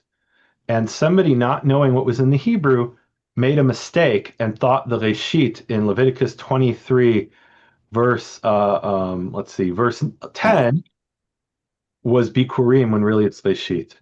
And they conflated the two. And they said, oh, we have this day of first fruits, and therefore there's a feast the Jews did away with. That's one version I've heard. That the Jews originally had a feast of first fruits and they did away with it because they didn't want to honor Jesus. Right? Literally, I've had Christians tell me that. And I'm like, you have no idea how ridiculous you're making yourselves look when Jews hear that. Because Bikurim has nothing to do with Reshit. Nelson wanted to say something. Thanks, Ron. Yes, and my apologies if No. somebody else had their hand raised up before me. No, you're good. Quick question, Nehemia. So the word Yeah. bikorim, Uh-huh. this is sort of a two-part question. Mhm. Is there anything else you could translate it as besides first fruits? And if so, what? So no, it can't be as the form appears to us. And what I mean by that, the way we read that word, it can't be read any other way. Here, I will say that, and let me just pull it up here to make sure what I'm saying is correct. Hold on. So Bikurim appears in Exodus 23:16, and it's the feast of harvest of Bikurei Ma'asecha, the first fruits of your labor, or literally of your deeds. Right? Well, what does that mean? If you understand, and then in verse 19, it's Bikurei Admatcha, the first fruits of your land. Right? And why is that important? Because if we take out the vowels, we could, if you wanted to, I suppose, you could try to read that as Bichore, which is the firstborn, right? But then the problem is you get the firstborn of your land. Wait, how is that crops? Right? So there's two words that are graphically the same, bikurim and bichorim. One means first fruits, and one means, which is agricultural, and one is bichorim, which is firstborn. And if they're spelled without vowels, then you could switch between them, and I suppose the way it's traditionally read is bikurim, right? Meaning that's our reading tradition. I suppose in Exodus 23:19, if you say reshit, which is the big, it's interesting. So let's look at King James here, because I don't know what the King James has. The first of the first fruits. That's interesting. Reshit is translated in Exodus 23:19 as the first. So we have reshit and bikurei, right? We have both words in Exodus 23:19. So it's the first of the first fruits, which is correct, right? But if we take the translation that the King James uses in Leviticus 23, you would have to translate it the first fruits of the first fruits. But anyway, it's of your land, so you certainly can't say that that is firstborn there. And then Exodus 34:22, it's Chag Shavuot you will do for yourselves. Bikurei, meaning the bikurim of the harvest of wheat. So again, that can't really mean firstborn. And then Leviticus 2:14 has a flour offering of bikurim, right? So that obviously is again not firstborn. So I don't know if that answered your question. Did that answer your question? Yes, it did. It answered the spirit of what I was getting at, which is Okay. probably what we as Bible readers need to do is start to disassociate this idea of first fruits when it comes to day one of the counting or the day in which the Omer is waved. I would say differently. I have no problem if someone wants to call that first fruits, but then no, in Hebrew that's reshit, not bikurim. Amen. When you call him, you're kind of making a fool of yourself. I mean, you're showing you don't know Hebrew. I don't mean to be disrespectful to anybody, right? If you want to call that reshit and say that's first fruits, that's fine. King James translates it that way, right? But call it reshit, which is a completely different word. And it has a name, Yom Hanifchem et HaOmer, the day of the waving of the Omer. That's what it's called in the Torah, Leviticus 23. Right? Look, and we use terms today that weren't used in the Torah. Right? When we refer to the Feast of Unleavened Bread as Passover, that's a colloquial usage, right? Meaning and in Second Temple times, they were already calling it that way. They were saying Passover when they meant the Feast of Unleavened Bread. That's fine. Nothing wrong with that. It's fine to call the Day of the Waving first fruits as long as you know that that's Reshit. If you say it's Bikurim, then that's that you're and then you take it one step further, and I really don't know who the first person to say this is. I'm very curious. I really want to know. Unfortunately, I would say that it doesn't Let, help let me that sorry, Strong's let me let me finish Concordance. what let me Oh, let I'm me finish sorry. what I was saying. So I don't know who the first person to say that the Jews distorted it, and originally they had a day of first fruits, which was Bikurim, and to cover up the rising of Jesus or the rising of the dead of Yeshua, they got rid of Bikurim. If you say that, you're really making a fool of yourself, right? And Jews do have Yom Hanafata Omer, the day of the waving of the Omer. In every Jewish household around the world, let's say every observant Jewish household, they make a big deal of counting. Today is the first day of the counting of the Omer. And then they'll say on the next day, today is the second day of the counting of the Omer. Today is the third day.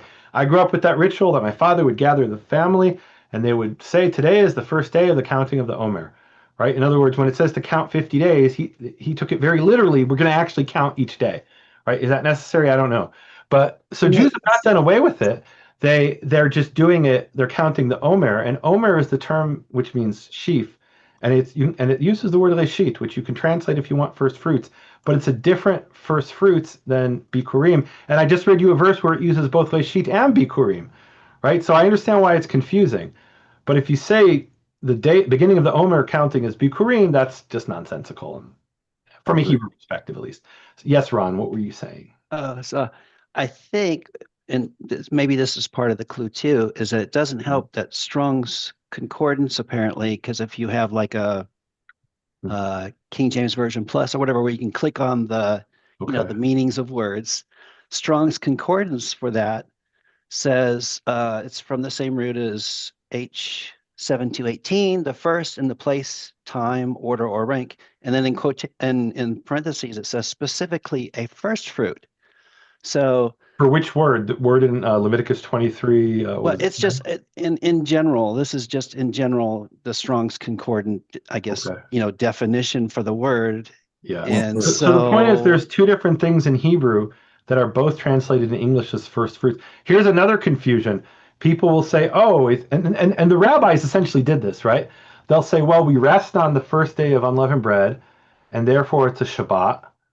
And the morrow after the Shabbat, therefore, is the second day of unleavened bread, right? So this kind of confusion happened in ancient times as well, right? Um, when you have a second language, which in this case is English, it makes it even more confusing. So I'm just trying to clear up that confusion. And I have no problem if somebody wants to observe the day that they believe Yeshua was raised from the dead as a day of first fruits, and they call it Reshit, and they say that he's the Omer. Fine, okay, but don't call it Bikurim. That's nonsensical. Steve, do you want to go ahead and ask your question? You've got your hand raised. I've unmuted you so you can talk if you want.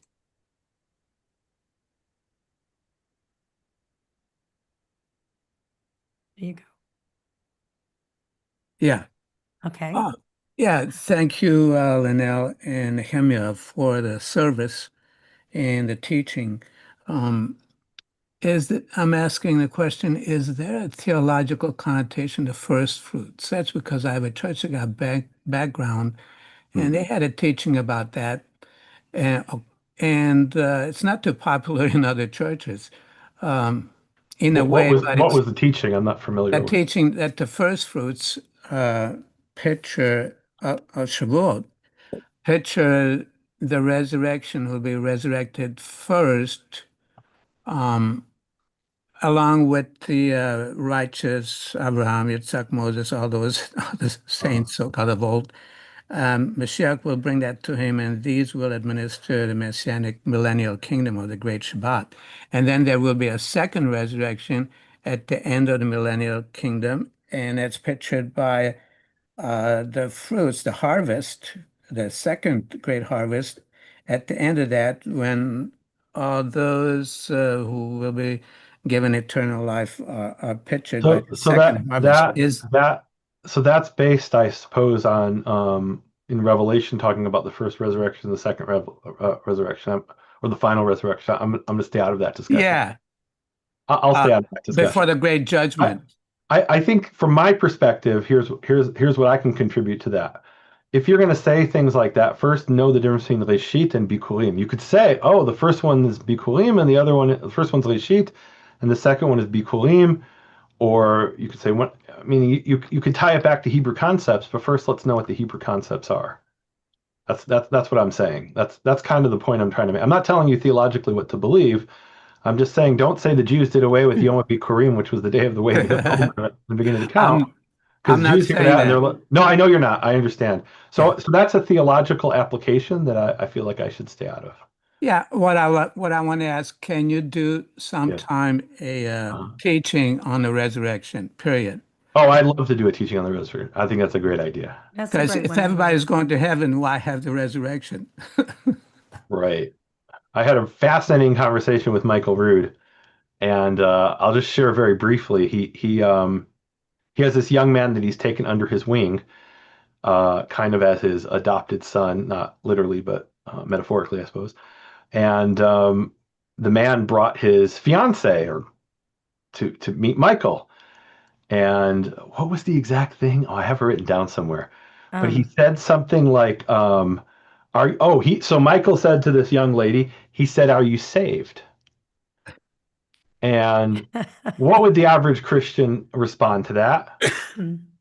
Yes, I'm saved. Or maybe, no, I'm not saved, because you don't believe you're saved. So the young man had prepared the woman, his fiance, that when Michael asks if you're saved, Michael doesn't believe you're saved until I believe somebody help me here. Is it the day of judgment? I think Michael says. Oh, Michael's here. Is Michael here?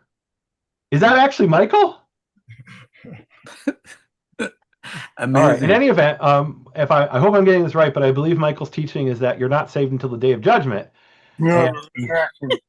Okay, Michael, thank you for joining us. I'm so honored. So, yeah, there you go. Thank you. So for what did joining she us. say? You have to tell the story then. Remind me, or maybe Michael will tell it. 'Cause Okay. I don't remember the exact. I literally wrote it down. I was typing on my computer. I wrote it down, but I don't remember exactly. Okay, let Michael tell. You're not saved till the resurrection.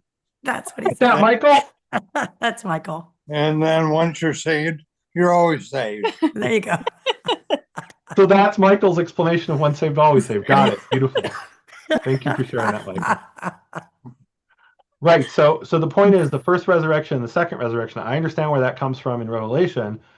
And if you want to say one of those is the Reshit and one is the Bikurim, that's fine, right? Or I think maybe the New Testament application, and again here I'm going out on a limb and applying maybe Michael's teaching, maybe I'm wrong, would be that one is the Shavuot and one is the last great day, or what we would call Shemini Atzeret, right? I think that's probably more what Michael was. Michael, can you help me on that? What in the feast's model, Michael, is meaning the scheme of the feast? Where would you put the final resurrection? That's I wouldn't put it anywhere. Okay. All right. So can I have a comment on that? A brief one. Sure. A very brief one.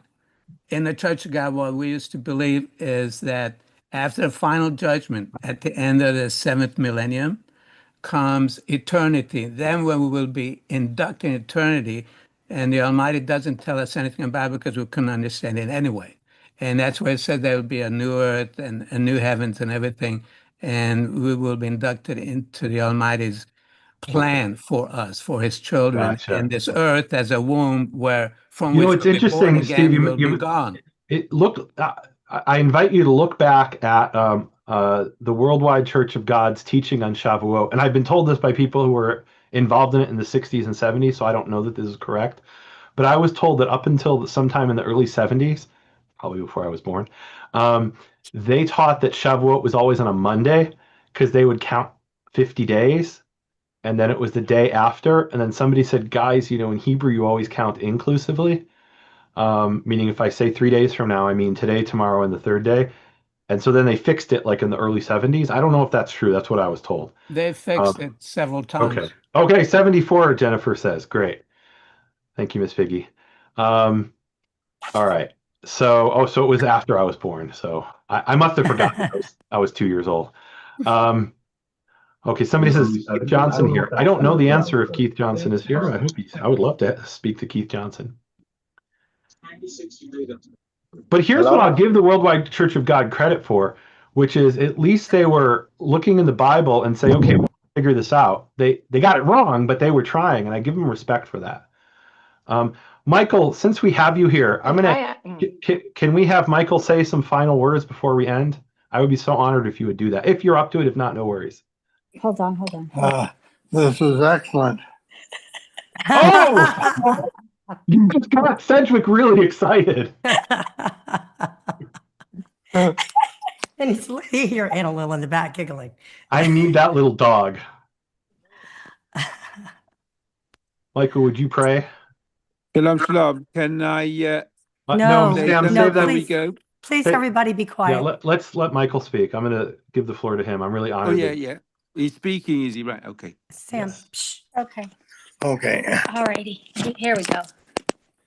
All right. Just pray to close. Okay. Heavenly Father, thank you for this time we've had together and for the remembrance of this Shavuot and what it means to all of us. I thank you for your help in our understanding and bringing forth this wonderful message. Amen. Amen.